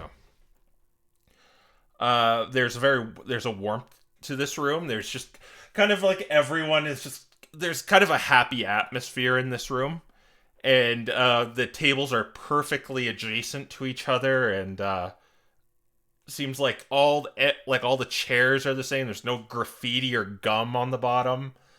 But there are a lot of scrolls like meticulously tied with little small bows all over the room. And who walks in except this Rapidash, who has these glasses on the bridge of his snout. And he says he goes into the room and is everyone on time? We will be locking the doors for anyone who's late. Going once, going twice. Marcus, please lock the door. And this one Pokemon jumps up and quickly locks the door. Very good. We will not be letting any tardy people in my class. They should have thought about that, being on time. Many believe that magic is the only one true defense. They believe that only those born with power, monoborn, or the clergy, are the so-called gifted, are the only ones who can create true protection. That only divine shields and arcane wards can stand against disaster. They are very wrong. Warding magic, true traditional abjuration, relies on two things: force and structure. The arcane energy is shaped by rules and bound by structure. Magic does not protect on its own, it must be given form. What then is a vault door, if not a ward given physical form? What is a fortified wall, if not a barrier constructed by mortal hands rather than arcane will? Magic is not the foundation of defense, structure is. And structure can be understood, replicated, and improved.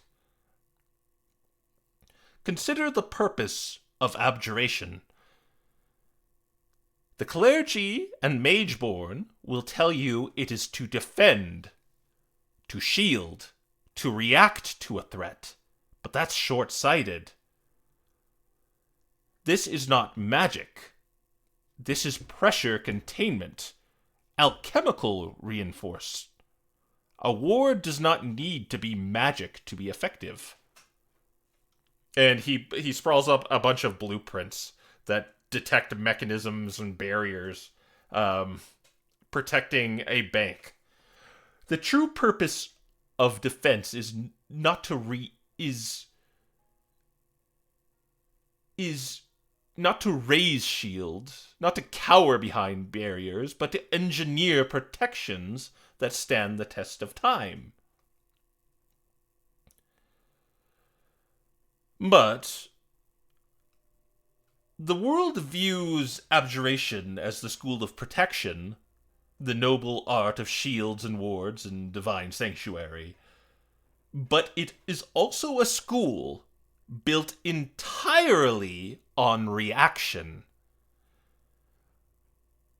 The classic abjuration spells, shield, counterspell, globe of invulnerability, what do they all have in common? And he points to you, Nicholas. They all require you to react to what your opponent is doing first. Precisely. Shield. Yeah, go on. Shield happens when an enemy is about to hit you with an attack. Counterspell is used when one caster sees another about to cast a spell, and not that familiar with Globe of Invulnerability, but I assume it's something similar. Something's coming at you and you want to protect yourself from it. Exactly. A shield is raised after the attack begins. A ward is triggered after the enemy steps too close.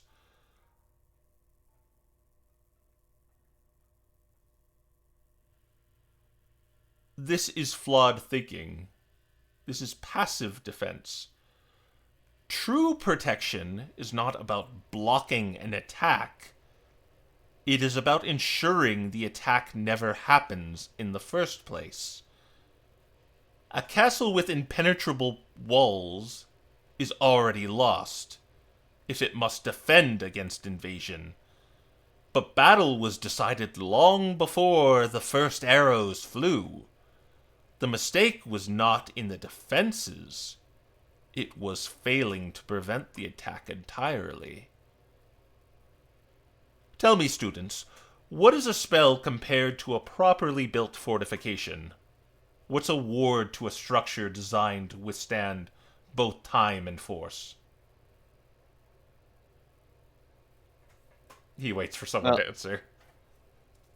Well, the magic usually appears and then disappears a moment later, whereas a fortification tends to last, but once wear and tear comes down to it, has to be rebuilt over and over again. In that way, they're sort of similar. He shakes his head. No. The arcane can be broken. But physics cannot be dispelled. That is what we will be studying here. Not how to react, but how to prevent. Not how to raise a shield, but how to ensure a shield is never needed.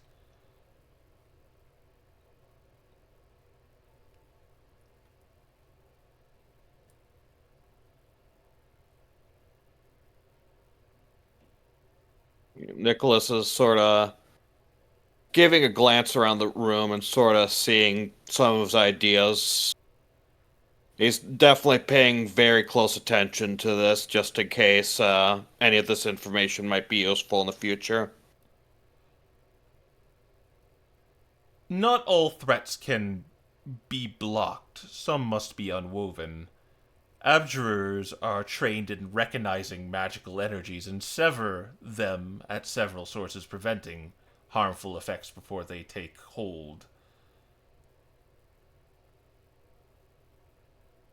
Abjuration is not for those who crave power or glory. It is a school for those who understand that the strongest warriors are not the ones who strike the hardest, but the ones who endure. Now let us begin today's demonstration. I want you all to build a fortification using these materials. You get like he brings over this kind of arts and crafts bin, and it's just full of a bunch of like just materials to construct a like a little model castle. I will be using this against it. And he pulls out this little miniaturized catapult.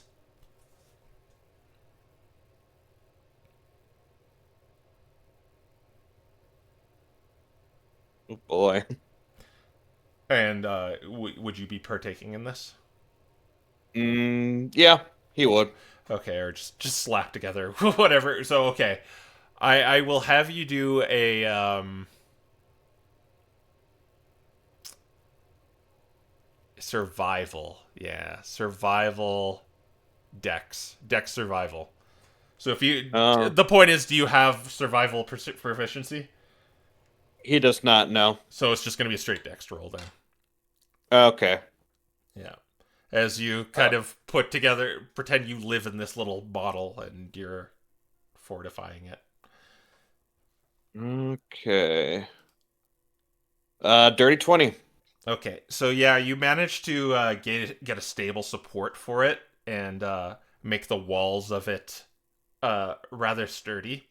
With there's a lot of stuff in this. You don't know the power of this catapult. He has not told you that, but you're one of the students who gets like the best stuff first, so you're able to get the few kind of stone blocks in there to use it as maybe like a foundation.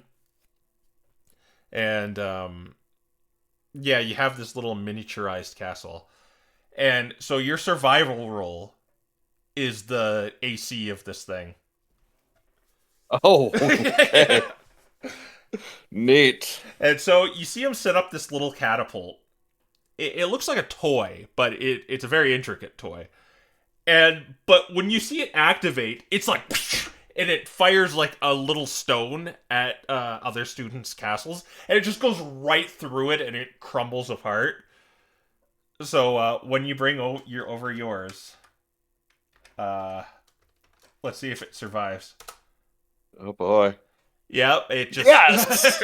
it just kind of hits the wall and very good. What was your name? Gorvin. Well, I look forward to seeing you more in my class. This is just the appetizer for my example. I'm sure a few more good hits would would take that down, but you see my point. Yeah. I get the idea. I suppose it's almost foundational in a way. That's sort of the secret is you need a good foundation before you can really build up your ramparts. Yes, but think of my lecture and what I told you the objective was. I'll be trying this again, and each time you come to my class, and well, you made a solid defense. I would Hmm. like to see how you would stop the attack to begin with next time. I'll have to consider that carefully. All right.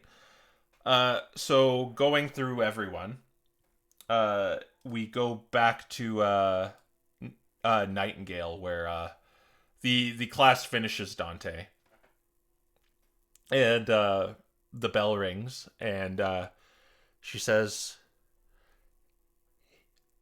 "Well, the I look forward to seeing you all next time. If you have any questions, feel free to approach me. I know this is a difficult subject."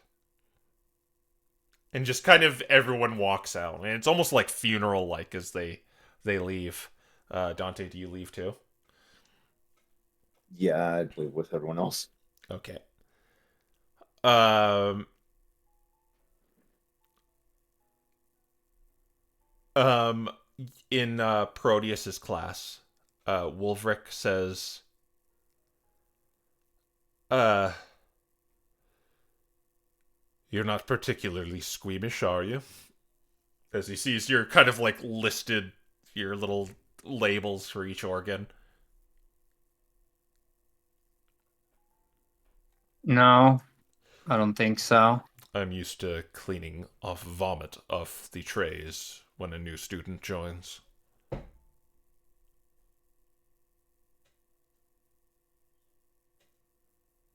Well, I think that's just inexperience speaking on that end. Mm, good job. I enjoy questions. They educate others. And I realize I am an intimidating fellow, especially with the subject matter.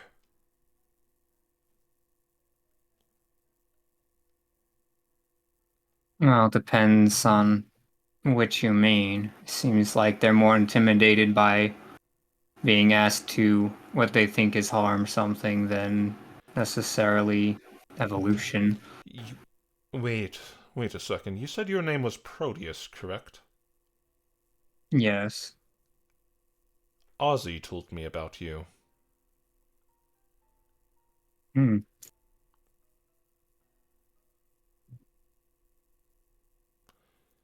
Yes, I've attended her class. Hmm. She told me you would be. I can't believe she divulged this information, but you were interested in an incident going on in the forest.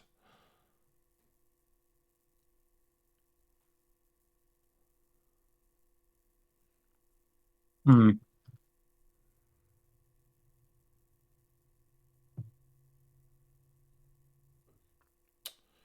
Well, are you? All she told me was that there was something out there. Yes. The Expedition Society has sent out adventurers to deal with it. And the first time, none of them came back. And the second time, well, one of them came back.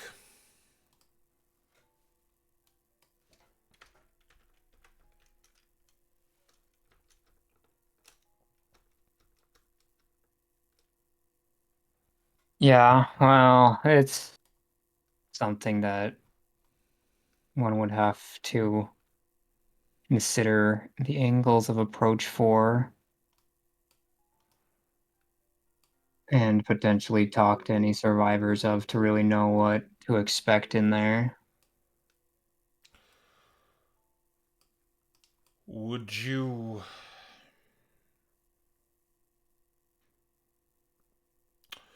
Would you be interested in...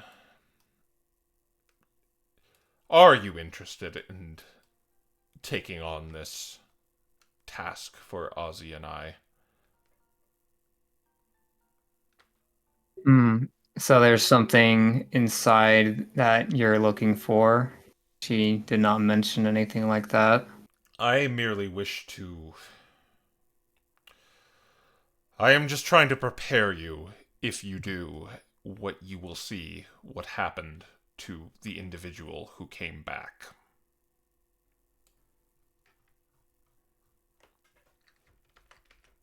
Well, I think it would be wise to learn from that which has already happened. Well, I don't wish to divulge this unless you plan to do it, because let's just say this has been kept confidential between the Expedition Society and us. They sent me this individual to help them, but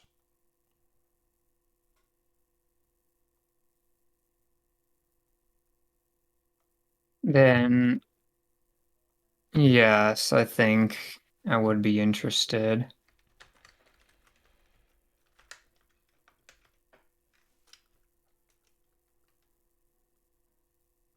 very well. I will show you later tonight. All right. Do you want me to meet you here? Yes, All right, understood. I will return tonight. very well. All right, and yeah, classes end and you all reconvene, except Malcolm.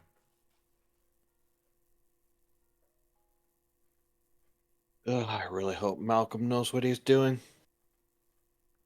Meanwhile, Malcolm at the in the library trying to figure out upside down letters.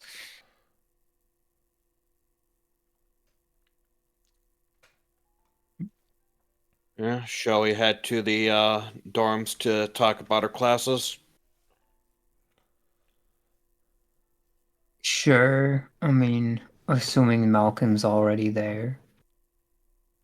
And he has something afterwards, so he might be a bit.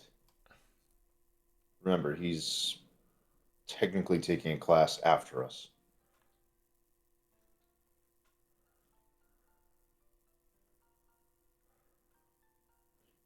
You know, that's why I That told him to return after return to there after he's done.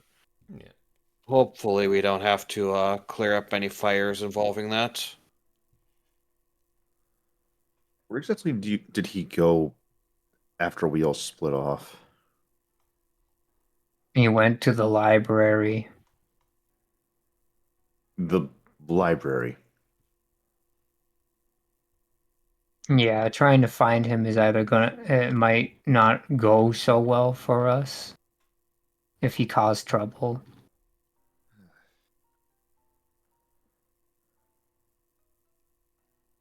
He should be in Eric Kellis's uh, room at this point. I don't think he has anything with him directly after the lectures. Well, Malcolm implied he did. It's implied they has some sort of homework or something. If you want me to check in with Eric Elsa's classroom, I can.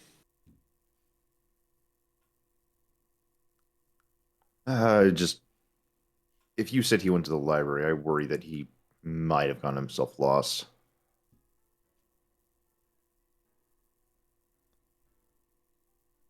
But he can smell grass. He could follow his nose out. Oh, this is Malcolm, so anything's possible. I'll go check on him.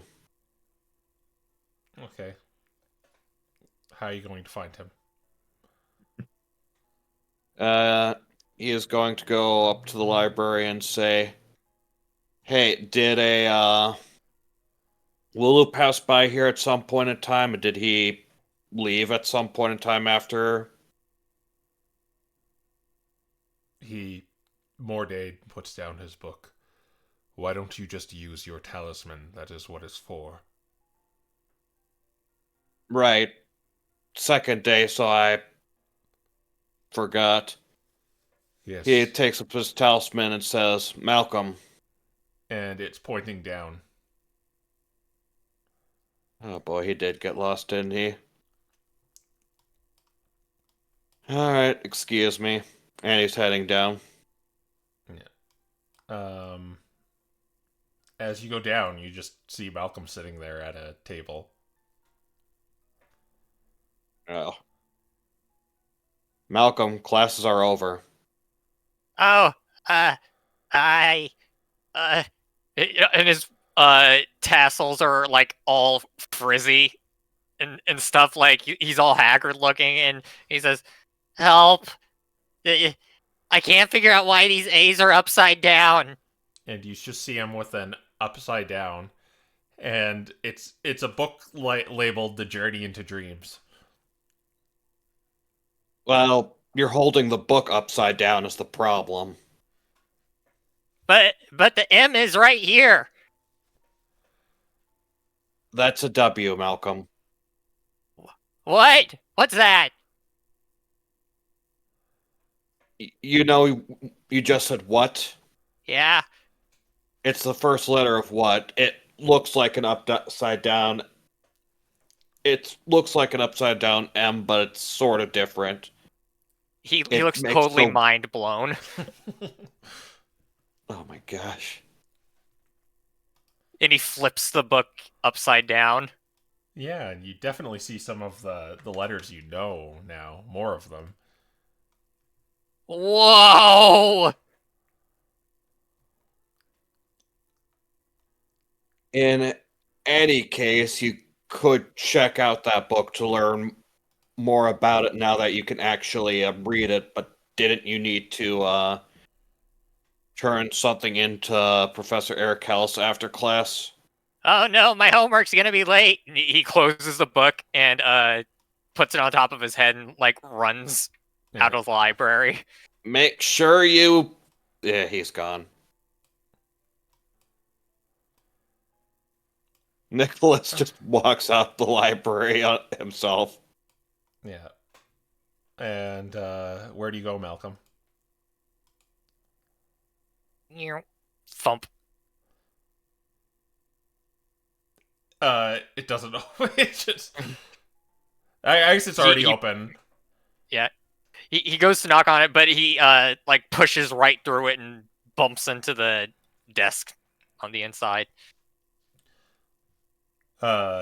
You see the old fox kind of sitting at his desk, and he lifts up his eyes to glance at you as he's marking some sheets.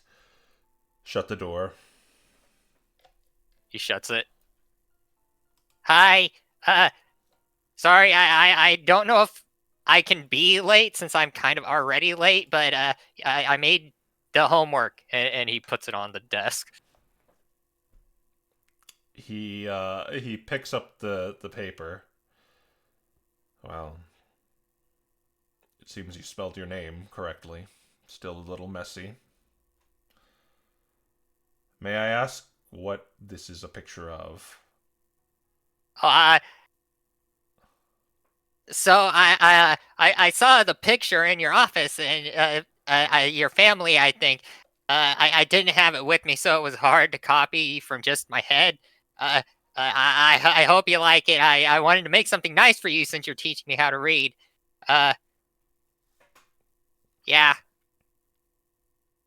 See, that one's you, and that one's the Ninetales, that one's the Vulpix, and that one's the Fennekin. He stays silent for a little bit. What compelled you to, but still kind of his like inscrutable face. Uh-huh.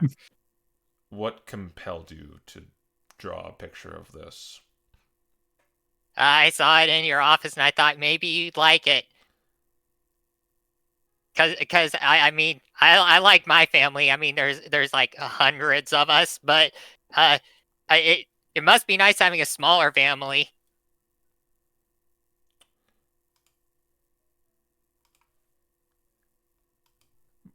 I mean, you like your family, right? He kind of looks at it for a while and just kind of sets it down. Tell me, Malcolm, has anyone called you slow or dim-witted or stupid or an idiot? Yep, all the time. I imagine so. I see it when, for instance, when I am talking about complex matters, how you look away because you don't think you can contribute anything. And he points to the paper. And yet you learn to read and write your own name in an hour. That is not the work of a fool. He looks a little confused. Wait, are you calling me smart? I am saying you are not stupid. You Okay, that makes a little bit more sense. merely learn differently than others. True stupidity is the unwillingness to learn, the refusal to grow, and you are willing, and that is all that matters.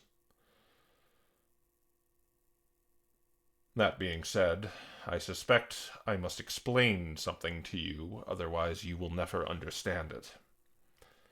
What's that?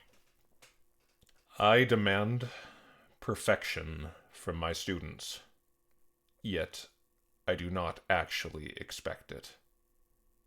That is impossible. We are, and always will be, flawed beings. Even I am not exempt from this.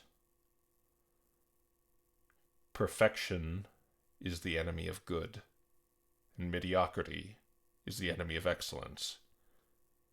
Striving for improvement is what matters, not achieving some idealized notion of flawlessness, but always pushing oneself to be better than the day before. And he kind of looks at the picture you drew, Malcolm. I failed to teach this lesson properly to two students of mine. One was a girl. She was brilliant, truly exceptional. But she was always looking ahead, always chasing what she would accomplish rather than focusing on what she could do in the present. She never allowed herself to appreciate what she had already built, only what she had yet to create. And I pushed her too hard, and she pushed herself even harder. And in the end, she was never satisfied, never content. She sought knowledge as if it were an enemy that needed to be conquered, rather than a companion to be understood. Then, there is also a boy. He was born with gifts most would envy, and yet he feared them, and he saw them as a curse, and not as a strength. And I did not teach him how to embrace them. I failed him by not nurturing what was already inside him. That is why I teach as I do, Malcolm. Not to break my students, but to forge them into the best versions of themselves. I do not care if you are the brightest in my class. I do not care if you are the fastest learner in my class, or the most naturally gifted. What I care about is whether or not you are willing to improve. Are you? He has a few tears in his eyes and he says, Yeah, I am. I want to try as hard as I can, Mr. Erkelis. And understand, this is a class. What I just said, you are never going to get an A plus in, because an A plus is more detrimental than a failure.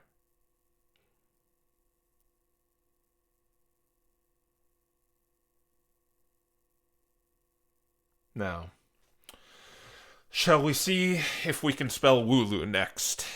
It's quite simple. You simply flip the M upside down with letters you already know. He gets visibly excited. And he says, "Yeah, I saw that one in this book." And he puts the book down, and he says, "I spent a long time looking at it upside down, but then my friend came by and showed me that I just needed to do this." And he turns the book upside down. Very well. Then we shall go over this. You will be writing Wooloo 100 times like you did with your name. And producing me something with both Malcolm and Wooloo as your next assignment. Okay. All right. You can now read the letter W now. All right. So Malcolm's going to be a little while, so if you guys want to either wait for him or talk amongst yourselves, I mean, we would probably go talk to the room anyway. There are some benefits to not having Malcolm around when we speak, right? yeah. Wow, okay. Malcolm, you're floating. I'll be right back. But yeah. All right. Yeah, I guess we go hang out in our. We'll go to the other room this time. The other room. Oh, mixing it That's up. right. Oh my gosh. That's Oh, right. yeah. This one. Okay. Yeah, sure. I failed to see the point of doing this, but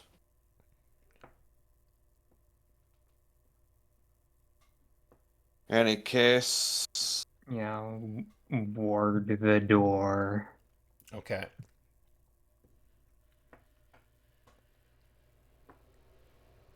so how's your classes?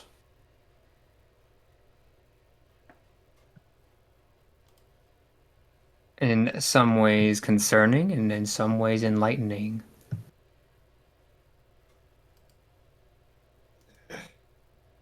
At least you had a better experience than I did. All right, so only concerning is not what I was hoping to hear from you. You already understand why I would find that class concerning.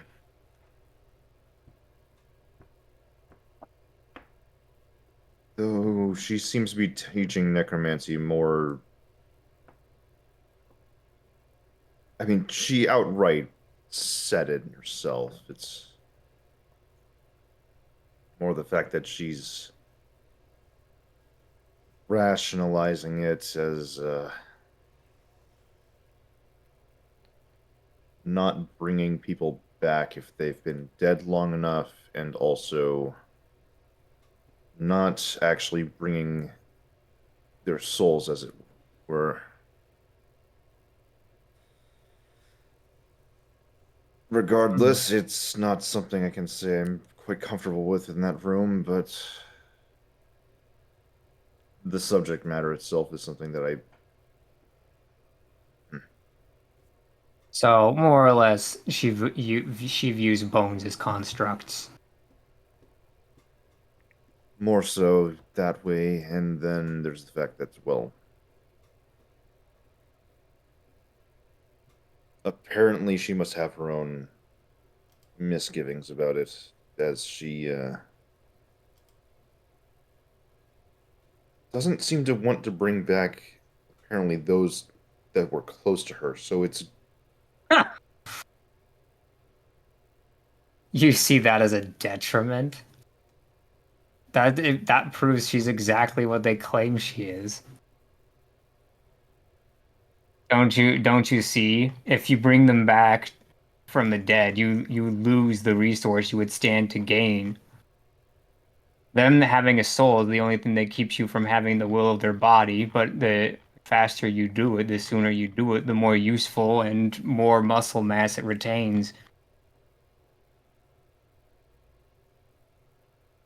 I think she was talking more in the sense of bringing them back as they were. That's the thing I'm more so referring to. Not so much.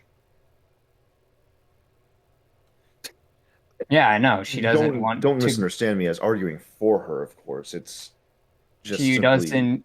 She would rather cast Animate Dead than Revivify. Hmm. And that's my point. If they have all their faculties, you can't control it. And also, you stand to gain a lot more when someone perishes with Animate Dead than Revivify. The other person stands to gain a whole lot more when you cast Revivify.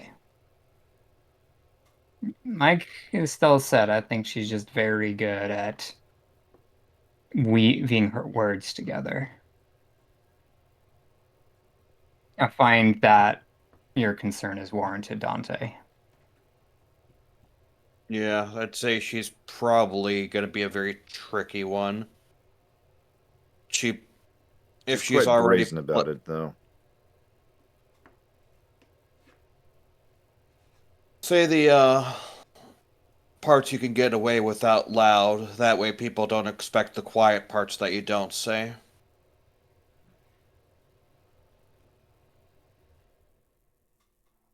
Mind that was simply the entire start of the lecture. The actual lecture itself was more just simply differences between necrotic energies and healing energies and how they interact. Well, good news is you already know that, I think. It's So, simply interesting for a topic whiplash.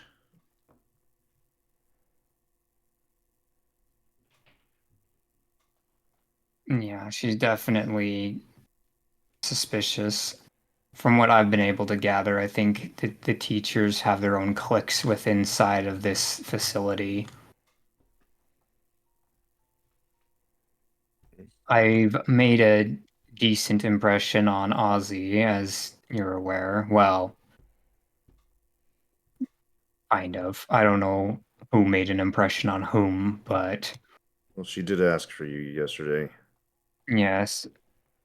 Apparently she works with Wolverick and they want to meet with me and discuss more details about something they might want to assign us to, and I think it would be useful to us to go on this for multiple reasons, but neither one of them seem to really, from what I can tell early on, associate with the Monoborn teachers, Hmm. nor do they have associations with the MDRA, Hallowed Flames, or quite possibly Ditherum, making them potentially some of our best assets to learn about the other ones, or rather,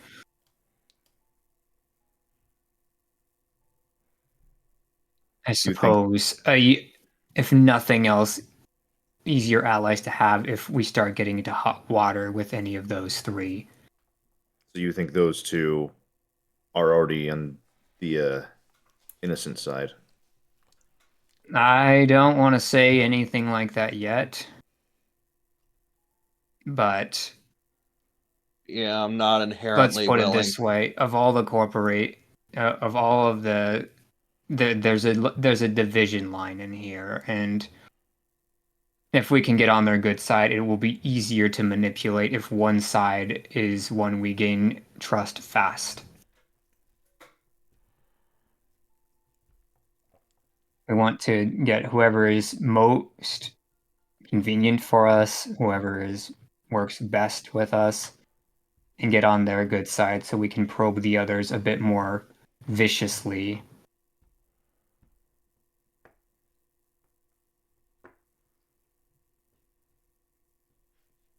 Mm. Well, I've made a good impression in my class as well, actually. The aberration teacher, Professor Soulshade. I did quite well in his class, and considering what his teachings are and where it relates to in terms of the school, I think the fact that I'm getting on his good side might be beneficial to us. But had the chance to poke at anything yet, but I think I'm going to mainly stick with his lectures for the moment until Seems I like have until I've gleaned more or less how the defenses here are handled. that Also, would be the best for us trying to learn more after hours.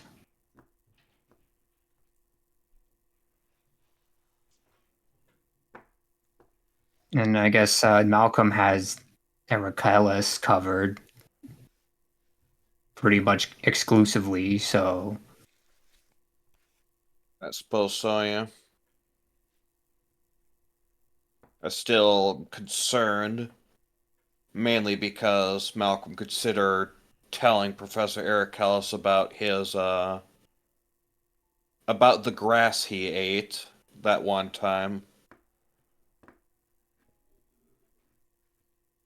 yes, if Ericellus brings that up with any of the other monoborn ones, we could be in some level of trouble.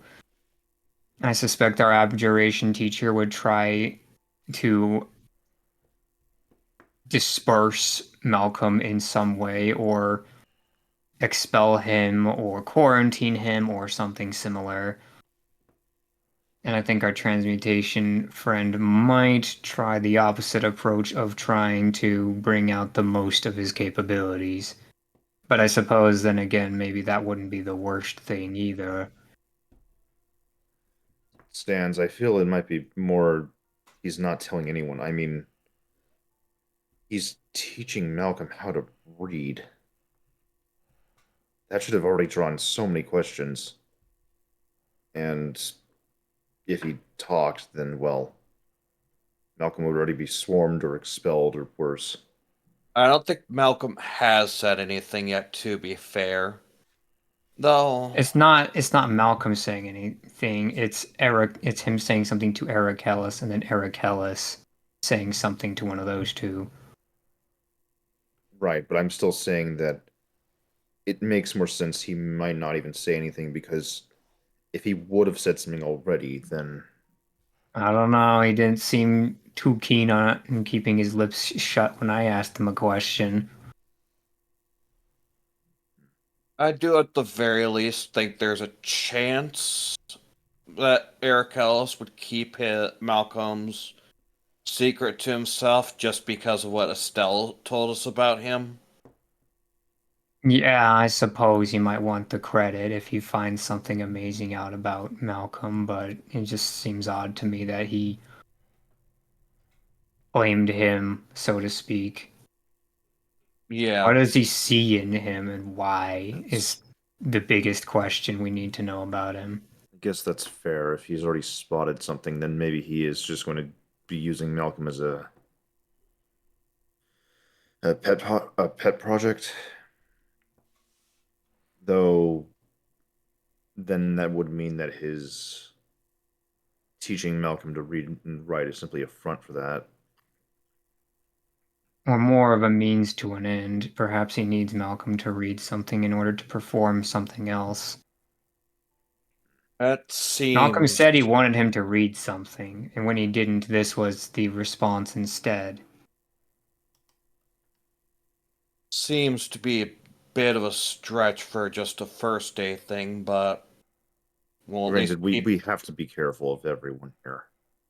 I Yeah, mean, let's put it this way, Malcolm did nothing to amaze him, or to even signify that he was even interested to learn what he had to say. And yet he's more interested in Malcolm for some reason, more so than you. I suppose maybe I got on his radar a little bit, but I think I got on his radar in a bad way. Don't ask him about divination magic. That's all I'm saying. Oh, you already had that conversation, huh? Well, for now, we'll have to make sure to remember that card for later. Maybe we can try and get more info on Malcolm with their current meeting that they're having. Suppose, is there anything in particular we wanted to discuss? Because if not, then I think we should find our Pichu friend and ask a few questions. Can't think of anything else. I mean, the obvious is simply just what we'll end up learning from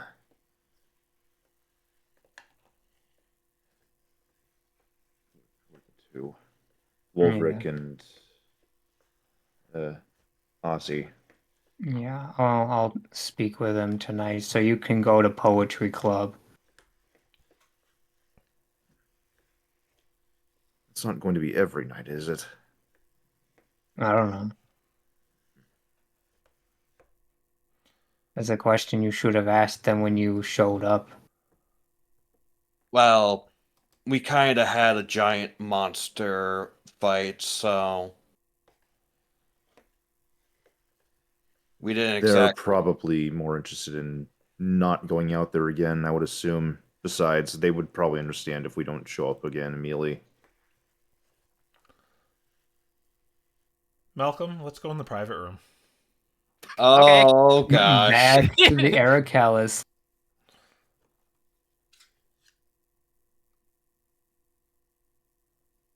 Okay. So you finish your lines, and he presumably handed it to him. Mm-hmm. Good, but it's off. He tilts his head a little bit. What do you mean? Your lines should be uniform, and they are not. Oh, right, between the lines. Yes. I expect you to do this as your assignment. Simply, you can draw anything you wish. Just put both your name and your species at the bottom. Okay, Malcolm Wooloo. Yeah. Got it. I have a few more questions before you leave. Okay. You said when you first entered my class you were with someone named Nick. Yeah. He pulls up his talisman. Nick. And it doesn't respond.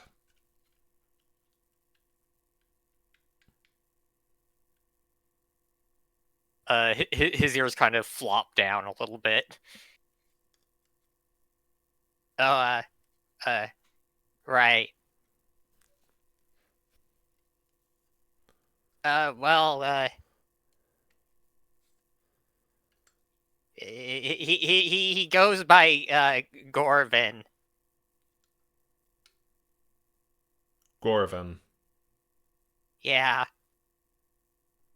And it points towards his talisman points up here. Is that some sort of nickname? No pun intended.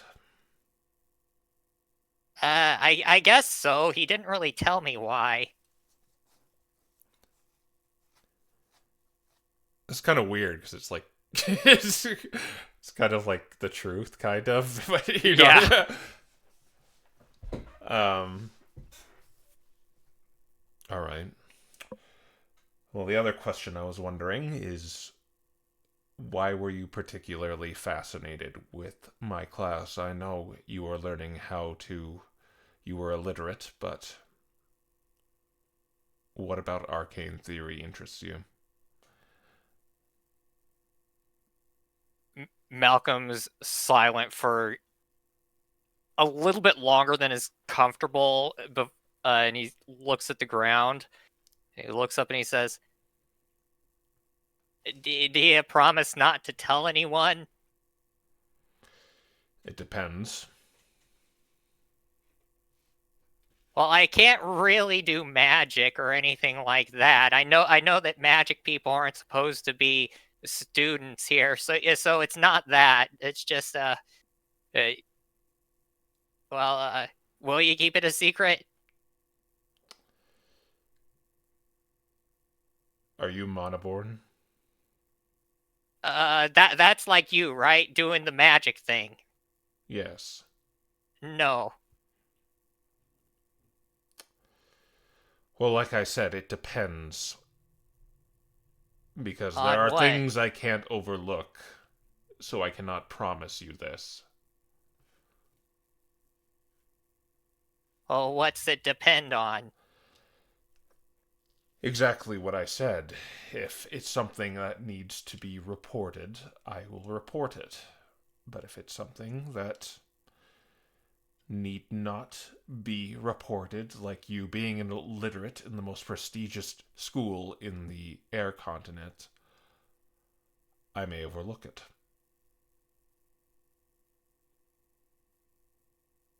He kind of backs up a little bit. He takes a small breath, and there's that noise as a little gust of air kind of pushes his papers aside, and Malcolm is wreathed with rainbows. And let's see what we get.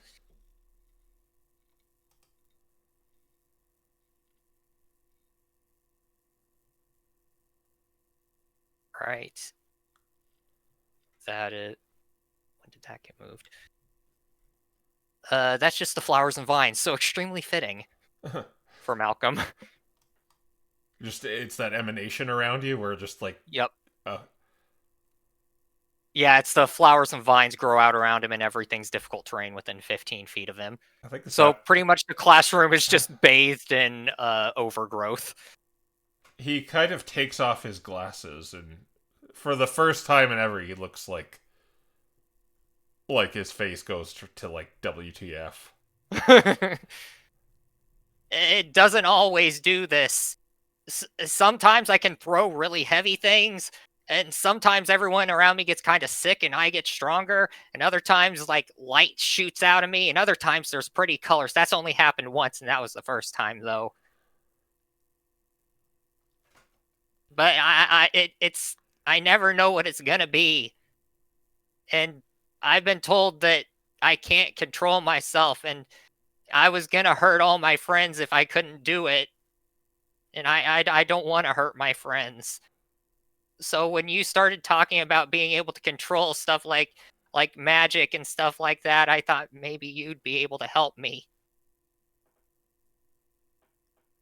He reaches for his glasses, and he begins walking over to a bookshelf. And he pulls out a book. And he hands it to you. He takes the book. What's this? It sounds like somehow, despite you not being monoborn, you have contracted some degree of wild magic.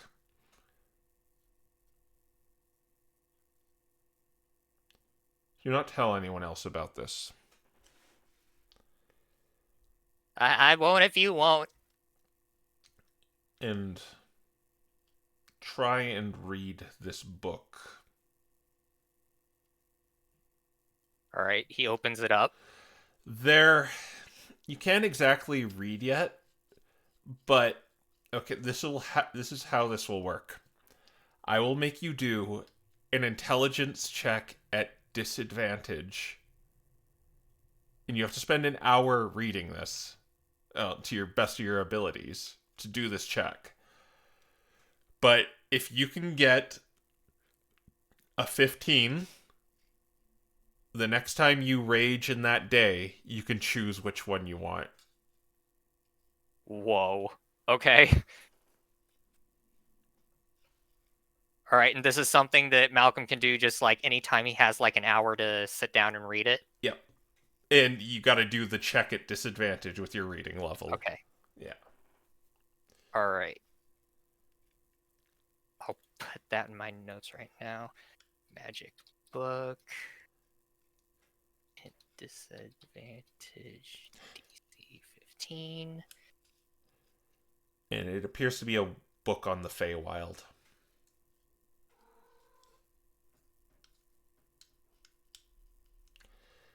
And that's maybe your ability to somewhat read it. Mhm. Like, even though you can't understand it, the mixture of like the letters you've grasped with the nature of the Feywild kind of fills in the blank sometimes, and you're able to read it more clearly.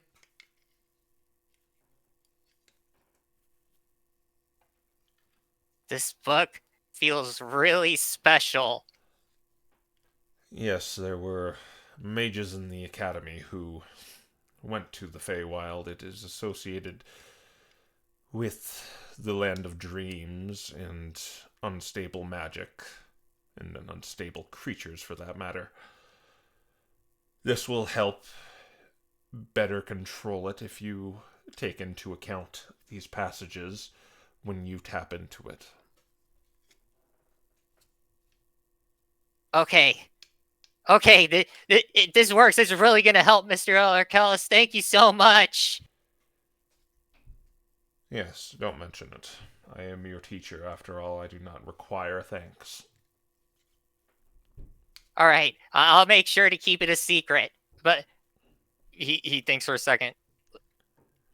I'm around my friends a lot. What do I tell them if they see me reading the book? Tell them you are merely reading the book. All right. All right, yeah.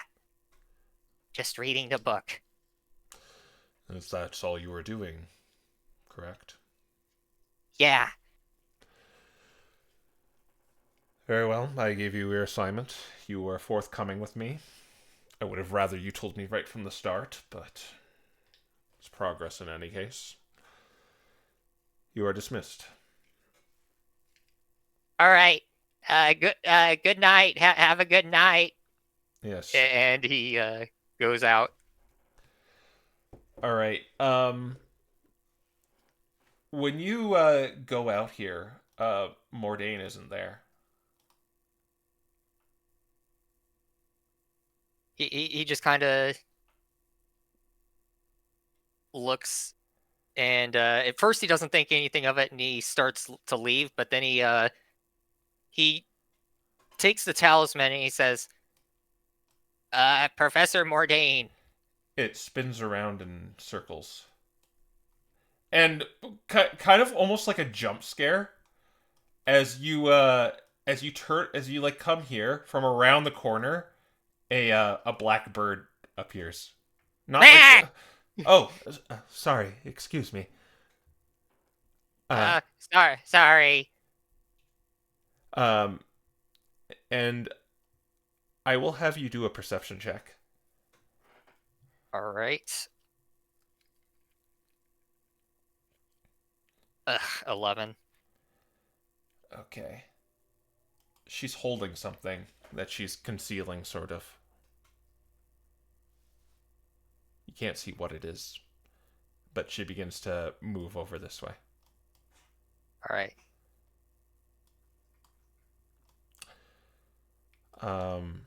Just a second. Mm-hmm.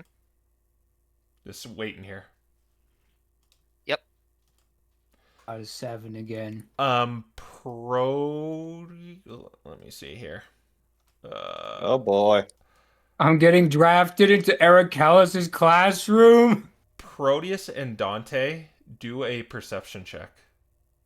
Oh. All right. Once upon a time, I had proficiency in these.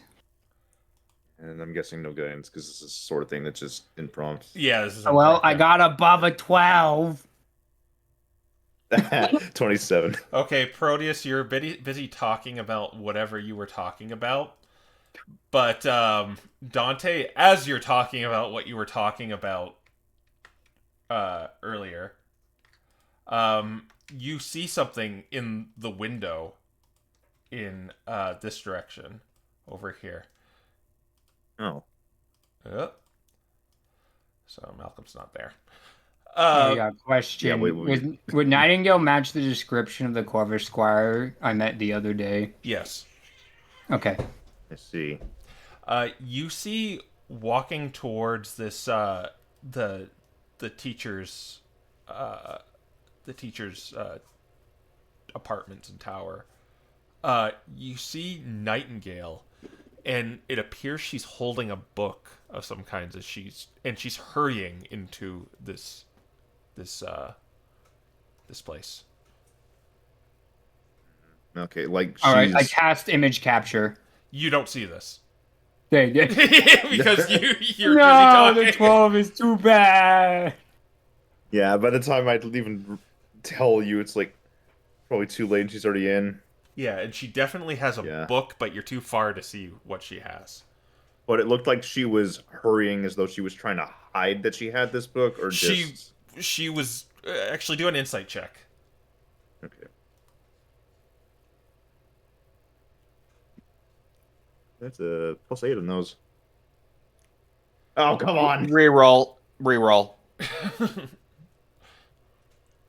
Dang, I wish so badly I had seen her Ooh, first. 20. Yeah, she is definitely hiding. She's doing that thing where you're like hurrying so nobody sees you.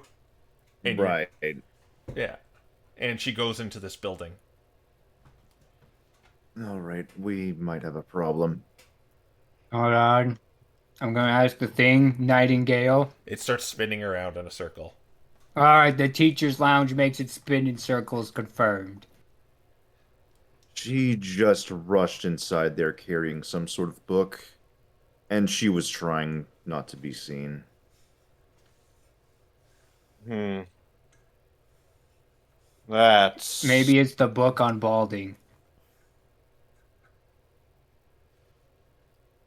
Yes, I'm certain she would be running into the teacher's lounge carrying a book on balding. That's right. Whatever she was doing, though, she's clearly in some sort of rush. And that only leads me to worry why. that's definitely suspicious. There are windows on the south side of the building. We Yeah, could rotate over to the student lounge and see what we can see. I doubt we'll see much, but we can try and peek through. Though we may end up looking a little suspicious. Going to the student lounge and just looking at the windows. What would you do with this information? The problem is I don't think we can really get into the teacher's lounge right now, so But we can go to the student lounge and see what we can see. do we want to try going there and just taking a look at anything at the teacher's lounge? I doubt we're going to see anything in the window there. It's just I doubt so as well, but We'd see more than we've seen before, though, and if we can spot her running past even the stairs, I think that's worth knowing. I'm gonna be right back. I'm switching. Okay, bye. All right, Malcolm. Yeah, you saw that, and you saw her kind of go in that direction through the library. All right. Yeah. What do you do now?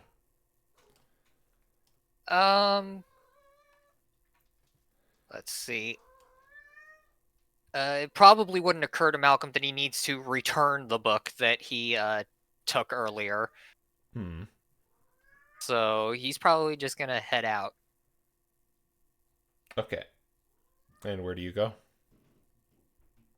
Assuming nothing intercepts him, he's probably going to head back up to the room where everyone else is. Considering you left, you saw her go this way. Up there. Yeah. He starts to go toward the dorms, but then he's like, eh. He's gonna start heading over there, and he's gonna kind of peek around the corner. And you, the door's shut as you kind of look around the corner to this large building. And I'm assuming the guards just Yeah. shut back in on it. They go back into position.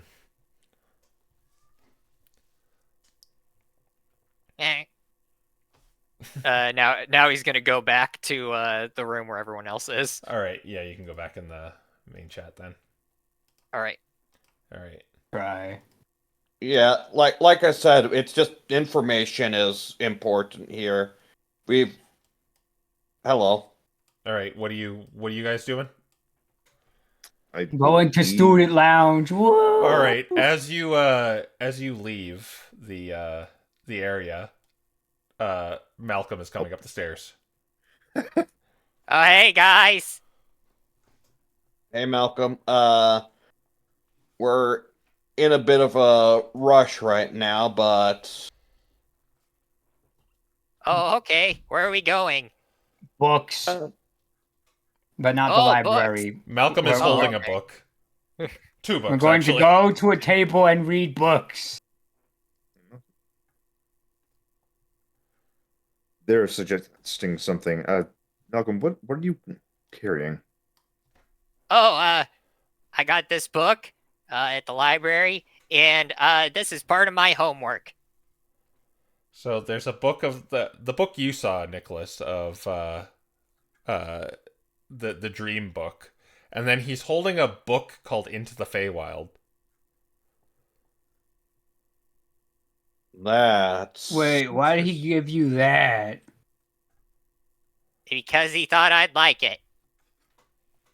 All right, well, we can go and like what he wants us to like at the table where we are going to read.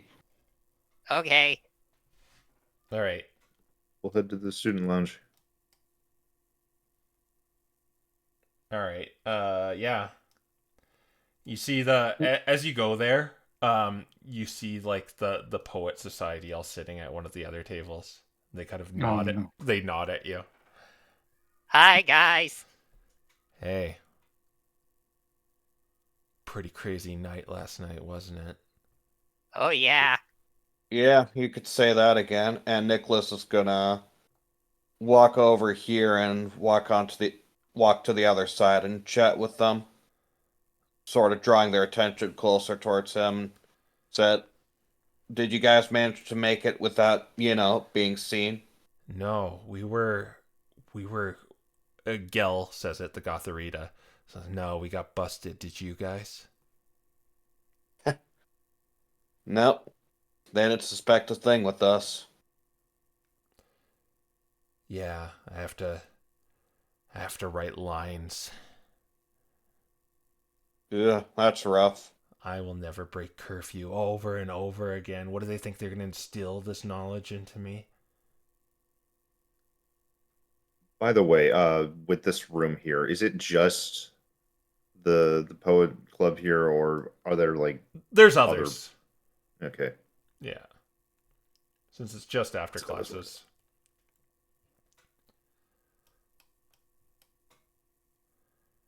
Are the blinds open or closed? The window's open here, but looking into the other tower, you can't see. The windows are like tinted. Of course. The windows are tinted. Yeah. No, I went to the Gel says, you know what? I saw something pretty crazy happen Really? What? in the library. I was thinking about how much life sucks. Thinking how I was wishing I was one of those skeletons. You know what happened? You saw one of those skeletons go into the library? No, I was already in the library. Duh. It was sweeping. But then it just dropped its broom and then went to the lower level for some reason. Huh. That is the craziest thing. Yeah, I didn't know those things could slack. I wish I could do that. And when the man keeps you down. Yeah, they all snapped their fingers.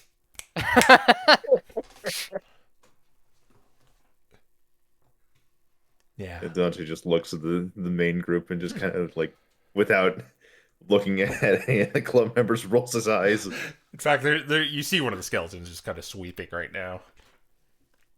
Yeah, I think, you know, I think they're gonna come to life and like kill us all. Wouldn't that be cool?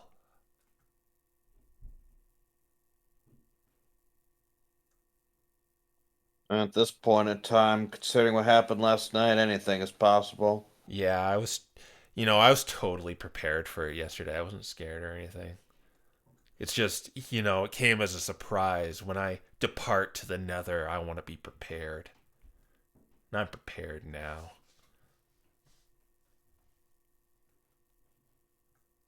Are the rest of you doing anything else? Malcolm's reading his book. Yeah, you see him. He has like 2 books, but he's reading one. Oh, which one are you reading? The Feywild one? Yep. Yeah, okay, yeah. Malcolm's just sitting down and he's like quietly reading it. Wait, is he actually reading it? Is the question. Seems like it.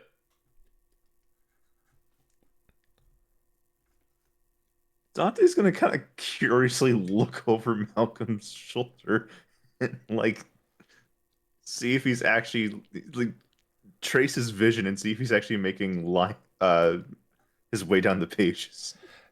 This book is really weird. There's a lot of pictures in it, so he could process that. But there is text. But if you were hanging out with us the other day when we were looking at the Magic the Gathering Lord of the Rings card, it's like those special. It's like those special cards where the text is all like warped and all over the place.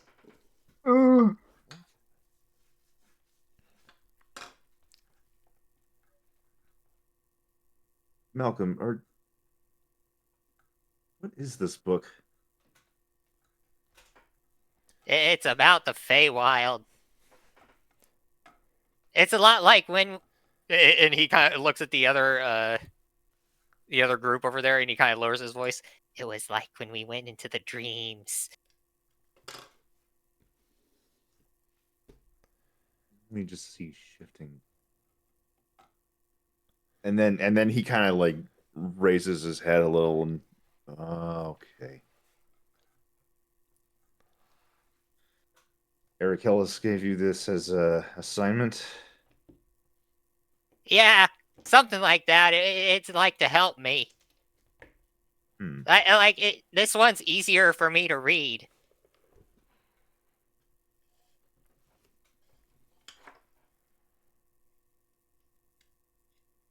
He's just kind of he just scratches his chin, a little impressed, but still like trying to parse exactly what is going on.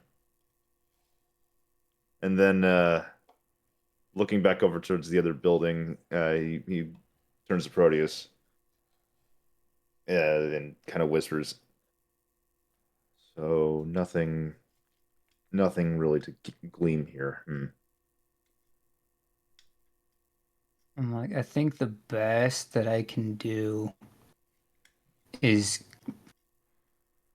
I don't have it prepared. Nah. I can ritual cast it, but that's kind of pointless.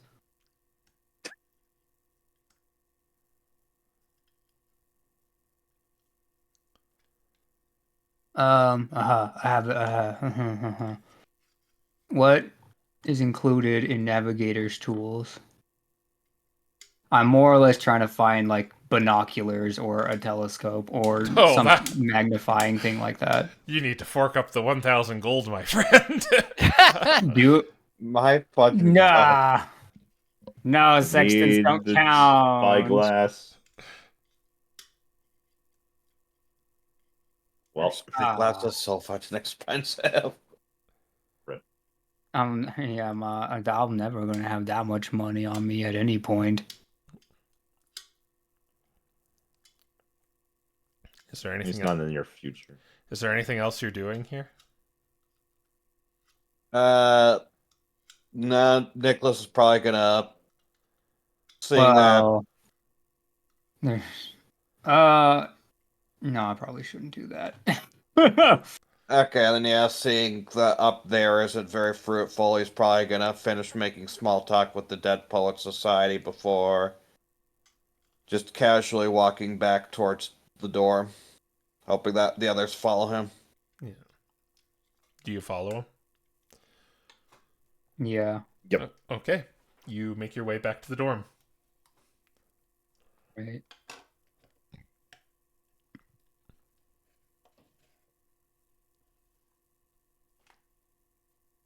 Okay, we ward it, and well, that was a bust.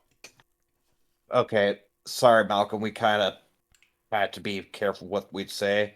We saw Professor Nightingale carrying a book towards the teacher's lounge over there and being very suspicious about That it. she evidently stole from the restricted section using a skeleton. Who's Yeah. that? Corvus Squire, the necromancy professor. Oh, the bird.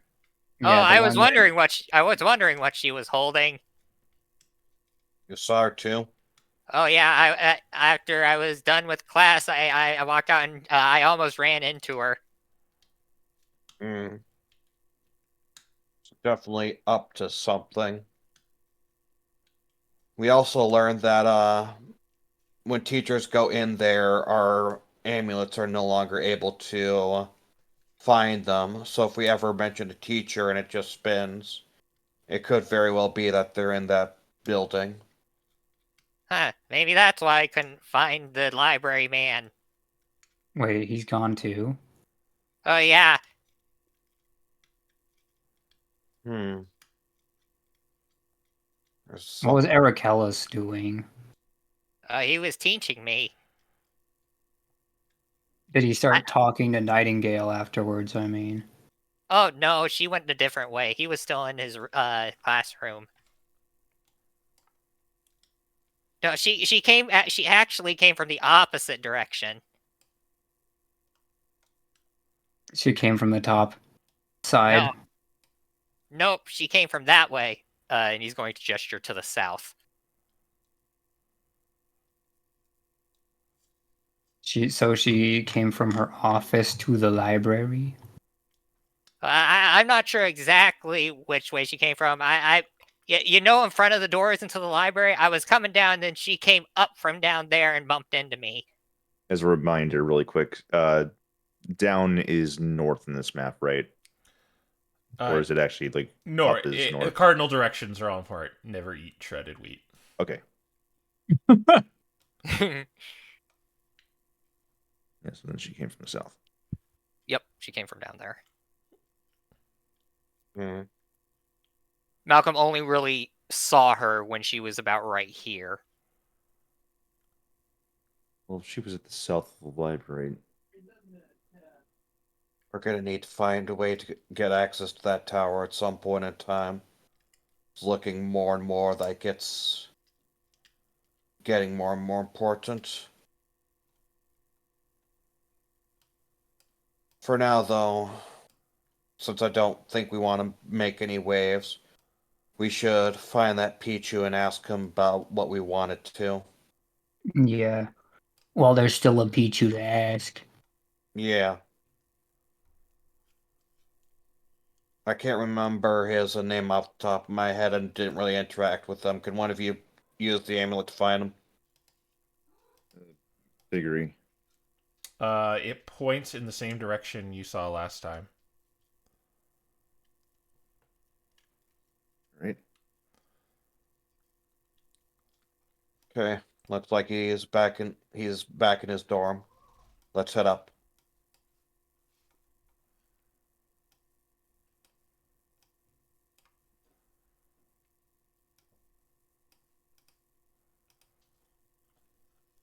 All right. Well, Upstairs. All right, yep, you go up the stairs, go past the swimming pool, and you're back at that familiar dorm room.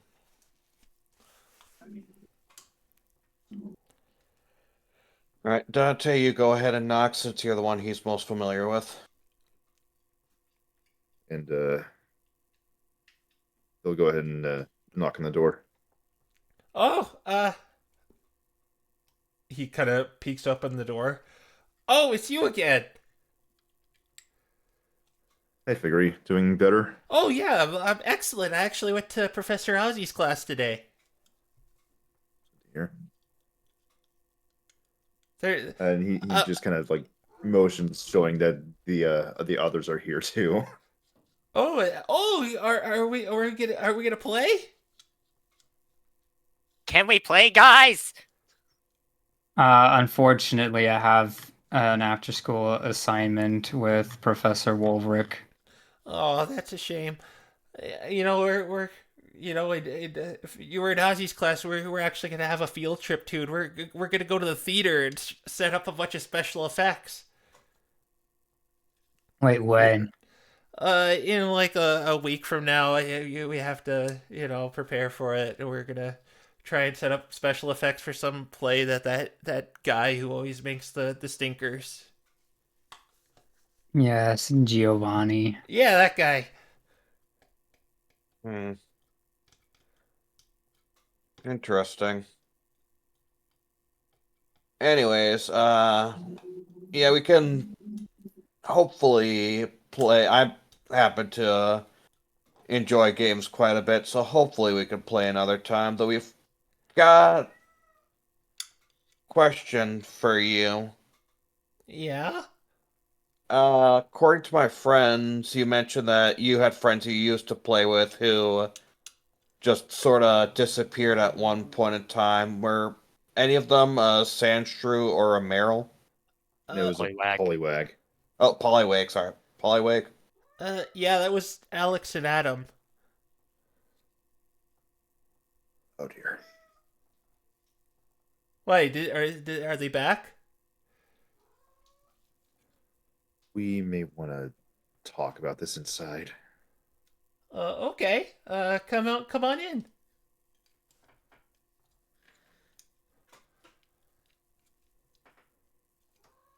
All right. Yeah, it's a little tight here. It's a lot tighter when I bust the table out. But yeah, what do we need to talk about? I don't know how to put this lightly.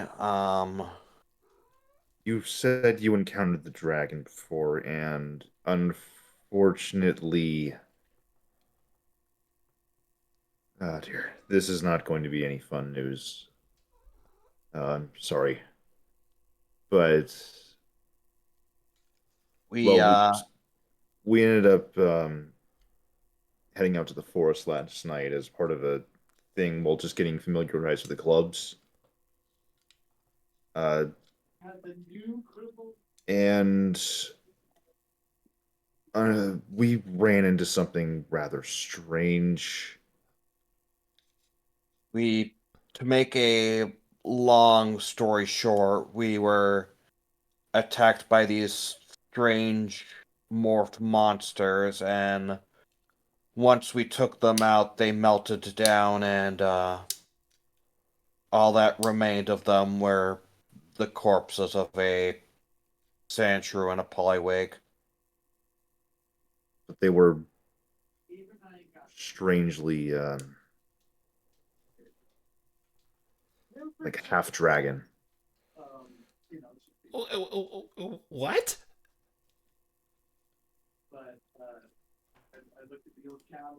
I know this isn't. We don't know for sure if they're your friends, but they match the species description. So So take a, th- they're dead? we're sorry. Oh, we gotta tell someone. No, we need you to do a What? few things. What? First off, What about Tyler and Chandler? What happened to them? Are they okay? we don't know yet. We only found those two. But we want to figure out what happened to them and why they were here that day. So, what classes were they taking? What professors were they typically meeting with? Well, they were in Ozzy's class just like me because we were looking for good builds for our characters. And we wanted the probability of the like DPR each of them did. They're dead. We hope it's not the case. Am I and I hope okay? that Am I gonna turn into something bad? that was kind of the other reason we came and checked on you.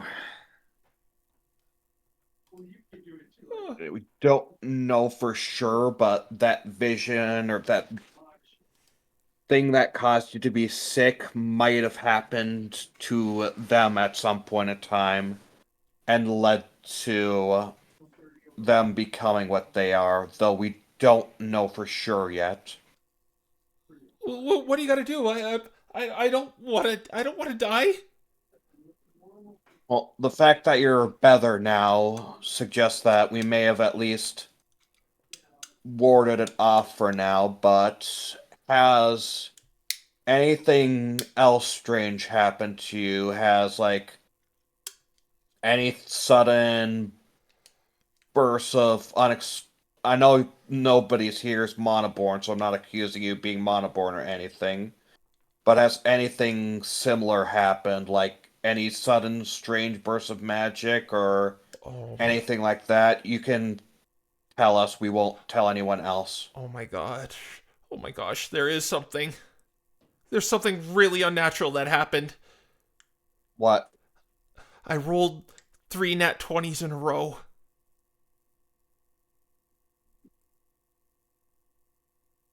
Do you know the probability of that? 1 in 8,000. Yes! That's not I unheard of, though. The thing is, though, we're talking more like physical things from you specifically. Well, I was sick and I'm fine now. I was fine enough to go to the class and like that funny feeling is gone and I'm not sick anymore. Okay. Like I said, we don't know for sure anything yet, but if anything unexplained happens or anything magical suddenly happens from you, you need to tell us right away. Shouldn't we tell someone? Should we tell Professor Eric Ellis? At this point, I think we might want to, guys. Hmm. I don't know. We This don't. involves like student safety, Yes, and and we that's already know about the issue that has been like, well, students going missing. the problem is we don't know who to tell that will actually help. Nope. Mr. Eric Ellis would definitely tell other people.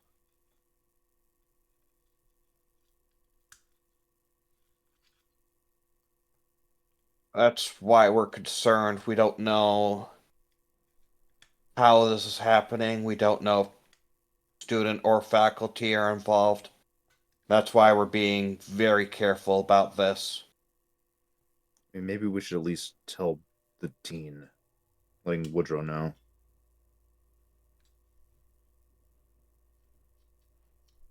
Possibly. And again, I mean,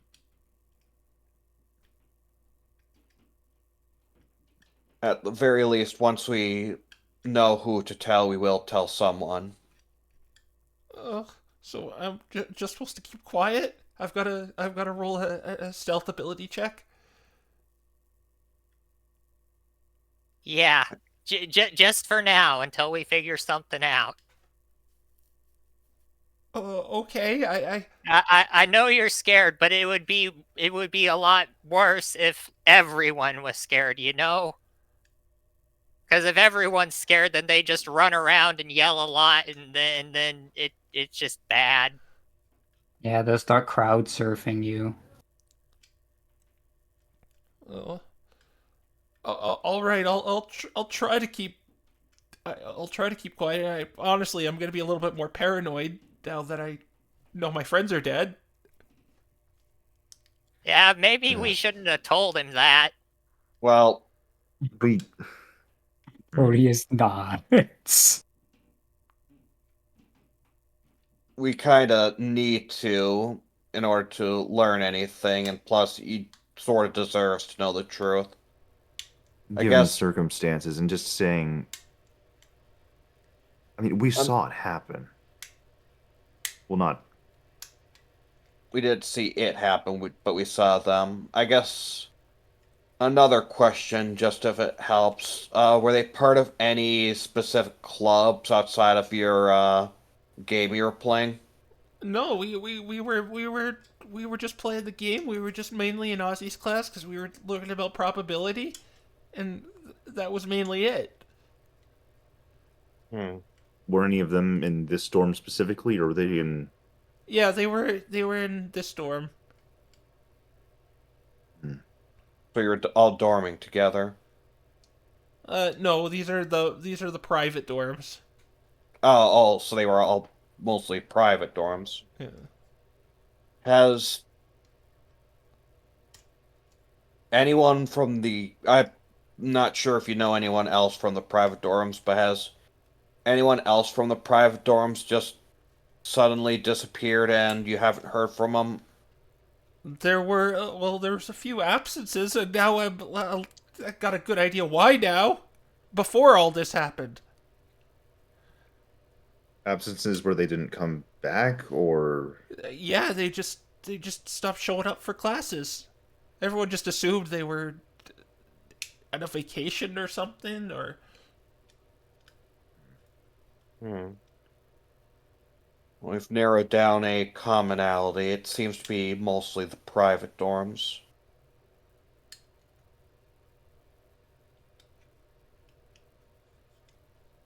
Like I said, it won't be easy, but just don't be too paranoid, but do be careful. Yeah, I do want to find out what's going on here. if anything weird happens, just make sure to let us know. uh, okay. Um, Yeah, if there's anyone here that can protect you, it's us. all right. I'm probably gonna sleep with the light on still, though, and my Oh, door that's okay. and my window closed. Night lights are good for some people. I can understand wanting to keep the window closed, given the claw marks, anyhow. And hey, kid, once we're done, at some point in time, we'll try and come over and maybe play a game. Like I said, I'm more of a card person, but I enjoy a good game or two. All right. Well, as almost horrible it is to say, I need a new play group now. Yeah, sorry. We'll play with you if we have some extra time. Yeah, Okay. Well, honestly, my day is kind of ruined now, Really but sorry that we had to. I think I need a little bit to think about this. yeah, that's fine. We should all head off to do our assignments anyways. Yeah. I am Just sorry yeah. that we had to meet like this. Agree. He just kind of sits on his bed, just kind of like staring at the ground a little bit. If you have trouble sleeping, just let me know. Okay. All right. All right. So you kind of leave his room, and Yeah. We really shouldn't And have told him elbow that. Dante. I think Nick was the one who told them. They both did. No, we should have told him. We weren't going to get any information if we didn't. I understand it's awful, and I do feel bad for telling the kid, but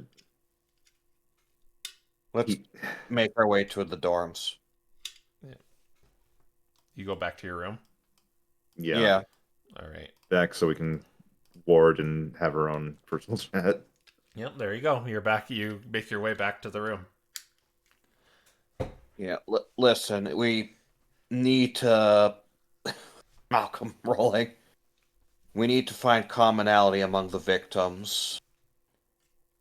Otherwise, we're just left in the dark, and unfortunately, breaking the news to him was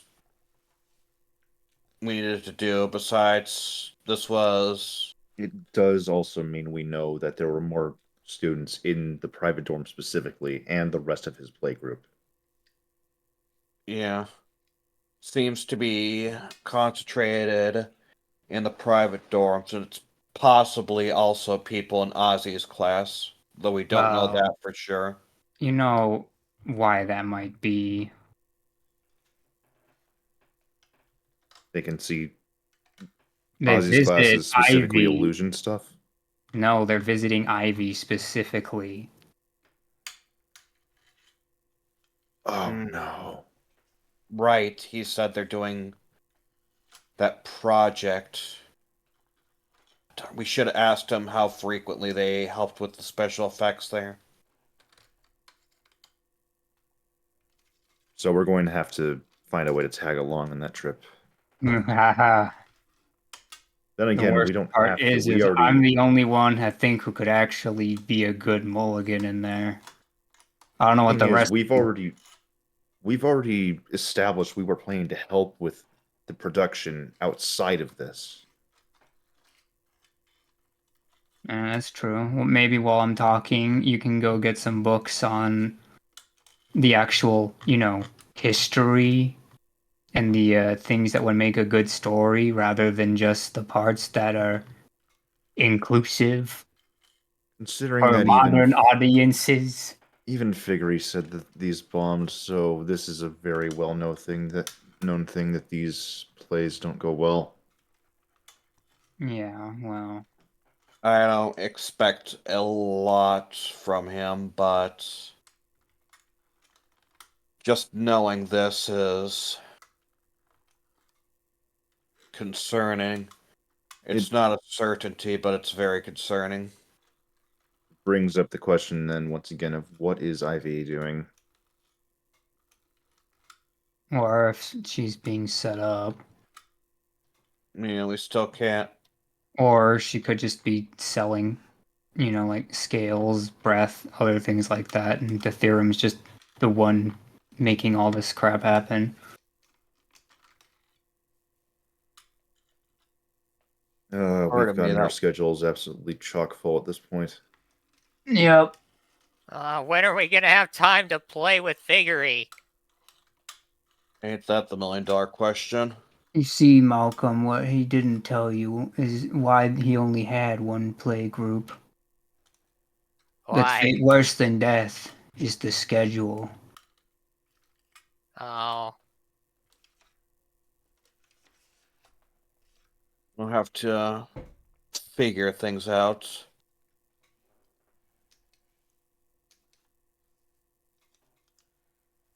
Suppose for now, do we have anything else in particular we want to do?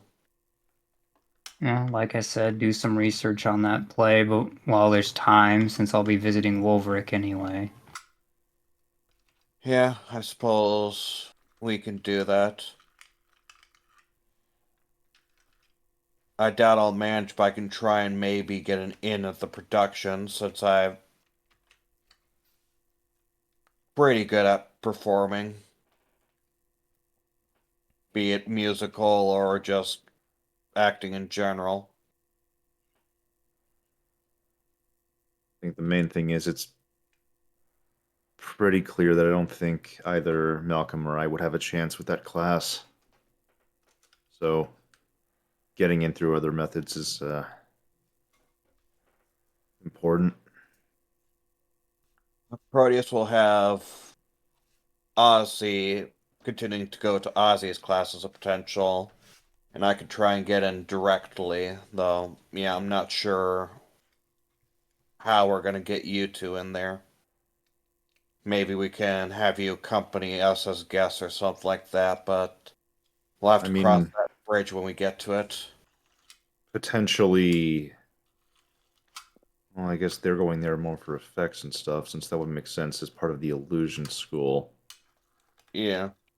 You'd probably just have to dress up as janitor or security or something.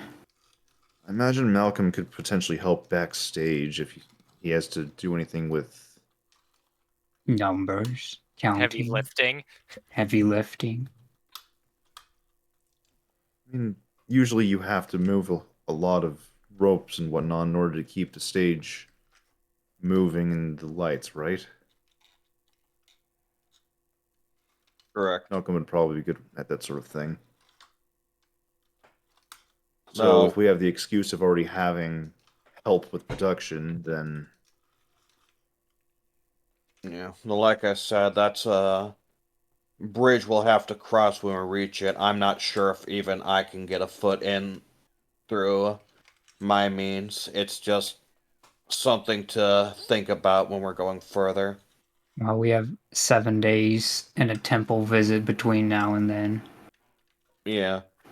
So we'll do our research for now, but we should focus on what's right in front of us before focusing on things we don't know for sure yet. right, which means Proteus is meeting with Wolverick and Ozzy.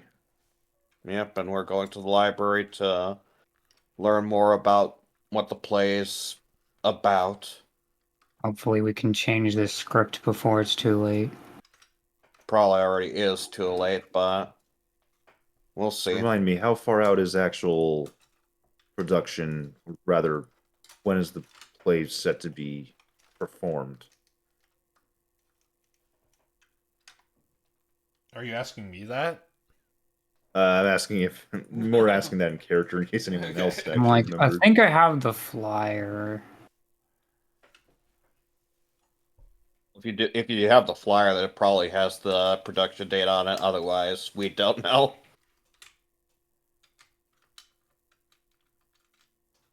Do you? Do we have the flyer? I don't I'm think. like, I thought I swear I had it, but I'm not seeing. Okay, then I Oh guess no. we don't. Well, it's something we can learn eventually anyway, so it's not too big a deal. Hmm. We know it's got to be later than a week because they're doing the special effects in a week, so I'd say for now we just do our thing. Okay. What's your thing? So I guess we're splitting to check the library for the history related to the play, and Proteus is going to have his meeting. All right. The library is still open at this point, but it's almost ready to close. When Alright, I just realized this. The Hal's not there, is he? no, he is. Oh, okay. Oh, well, we know where the history section is, anyways. Mm-hmm. I guess it's going to be more of looking up grass continent folklore. Okay. We're heading to the history section. We know the library's closing soon, so probably gonna quickly find a book and check it out. Okay. If you wish to do so, you can take out a book. Just be sure to return it. Yeah, we will. All right. So the three of you are going to go in the basement. Mhm. Yep. Yeah. All right. And now that Malcolm knows he needs to return the book, Yeah. You just hand it to him, or do you bring it back to the section? I'll put it. He'll put it back Okay. where he found it. All right. So down in the what are you guys looking for? Let's see. Grass continent history and grass continent folklore.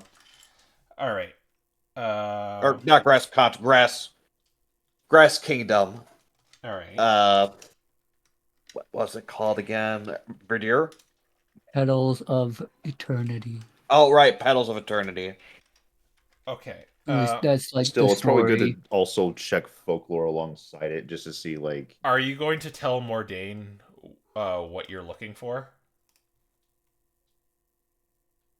I guess so, yeah. I don't see any harm in it. All right. So I do. me, like, I'm do you on the mean? other side of the room. I can't say anything. if you do, are you? I don't think we should, guys. Why not? I can see several reasons why not to. Alright. Well, I guess I we're guess we're searching not. finally then.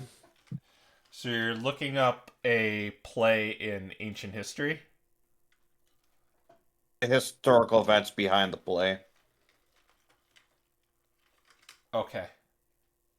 I don't think we're looking for the actual tale. We're just looking for, like, folklore around where the time period for that would be. Okay. You can all do investigation checks. Except Proteus, of course. I thought you were going to say except Malcolm.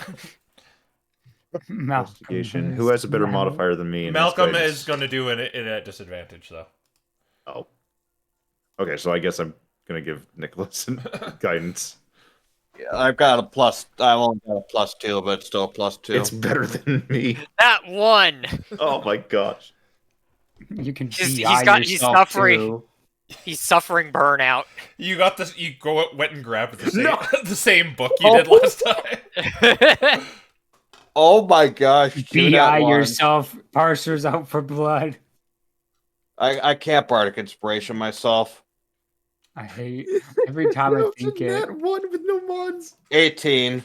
Okay. Wait, why are you rolling twice? I didn't roll twice. It's a D4. You got a 4 on the Oh. guidance. Yeah, I rolled the guidance. Sorry, I just kept seeing 2 rolls and just flabbergasted. Okay, so you do find a book about the play, and the time you're specifically what were you specifically looking for? The history, the actual history behind it, and potentially maybe some folklore that came from it.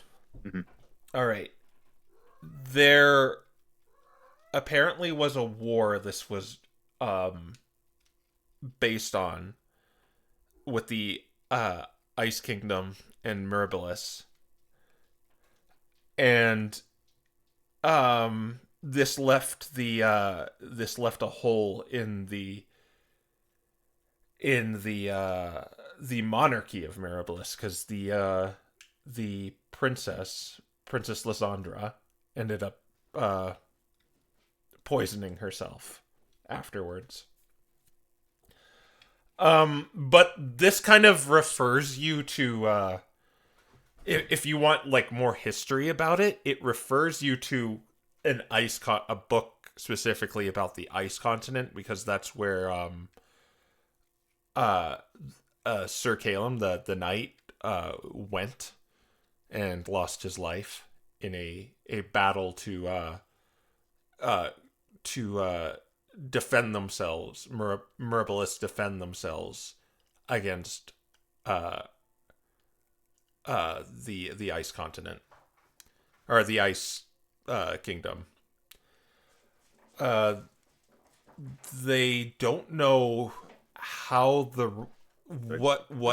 since knowledge. Oh, what? Oh. I think we lost Crow. I'm Oh here. boy. Uh-oh. But that's not true because murder's alive.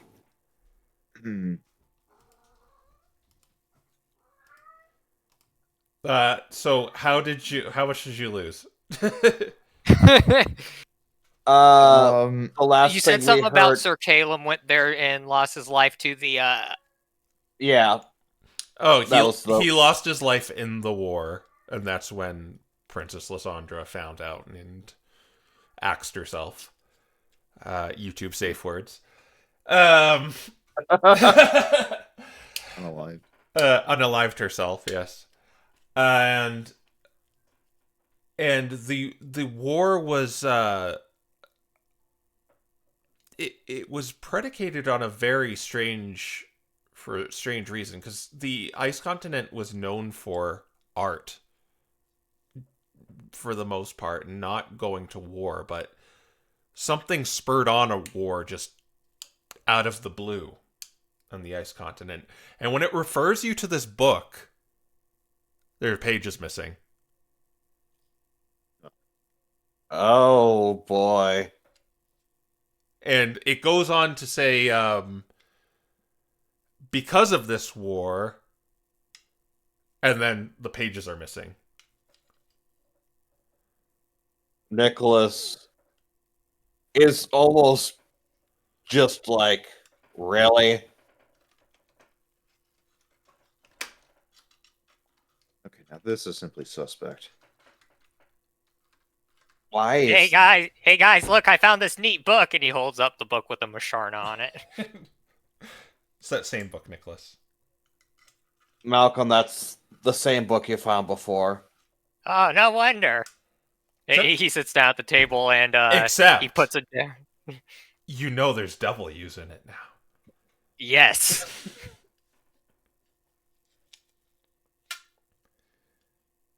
So he sits down at the table, opens it up, and stares at it blankly for the most part.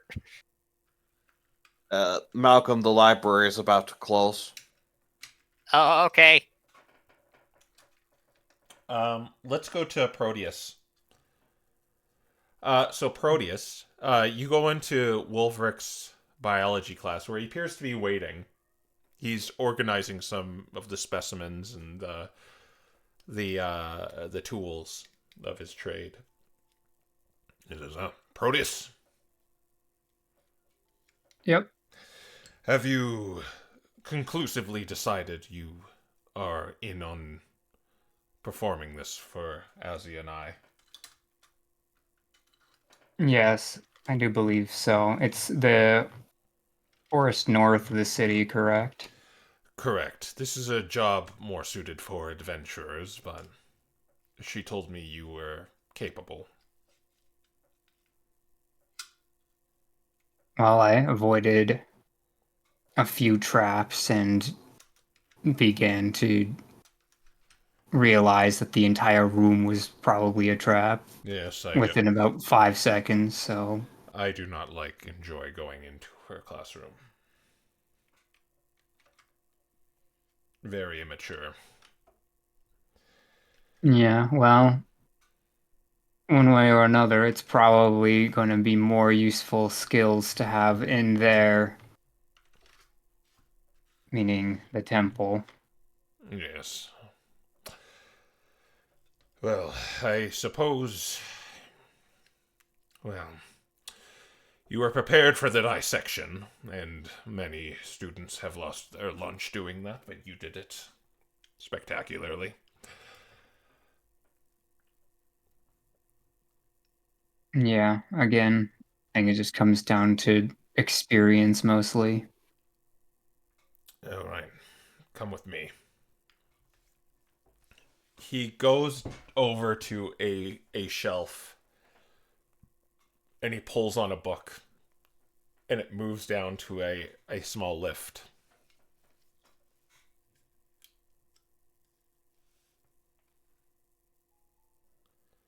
I have to warn you again. Be prepared for what you're about to see.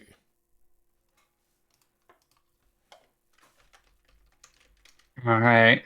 Well, there's a few things I can think of that are scary.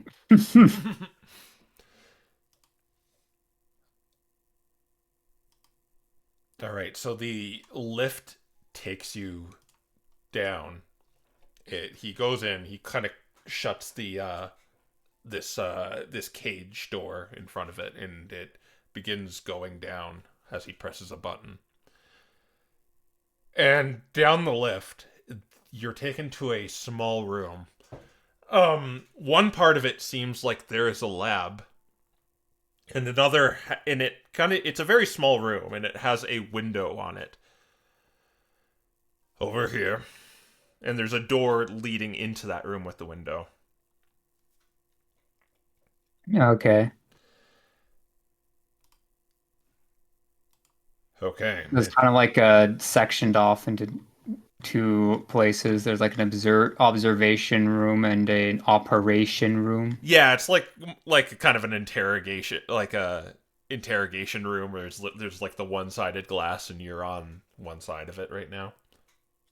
Okay, so I can't see through it when I'm on the inside. No, you can see through it, but he gets ready to press a button.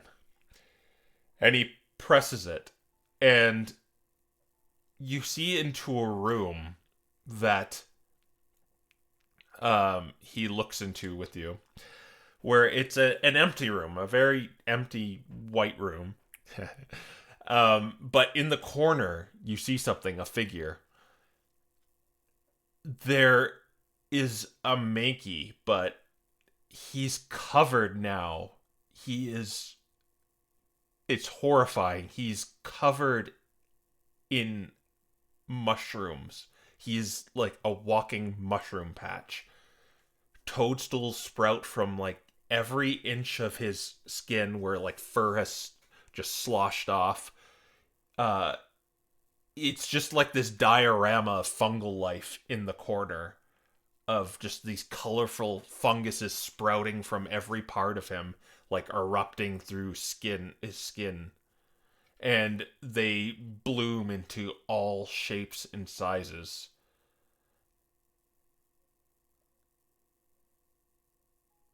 And he's just sitting and huddled in the corner with like mushrooms growing from every inch of him. And that's where we'll leave off. It's not a body. Yeah, he's alive. He looks alive. But that's where we'll leave off. Fair enough. Oh boy. Oh man. Enjoy your shrooms. Yes, enjoy your shrooms. Anyway, we'll see you next time. We'll possibly get back to more adventuring stuff now that this has made a revelation. But we'll see you guys next time. Bye. Bye. Bye. Bye.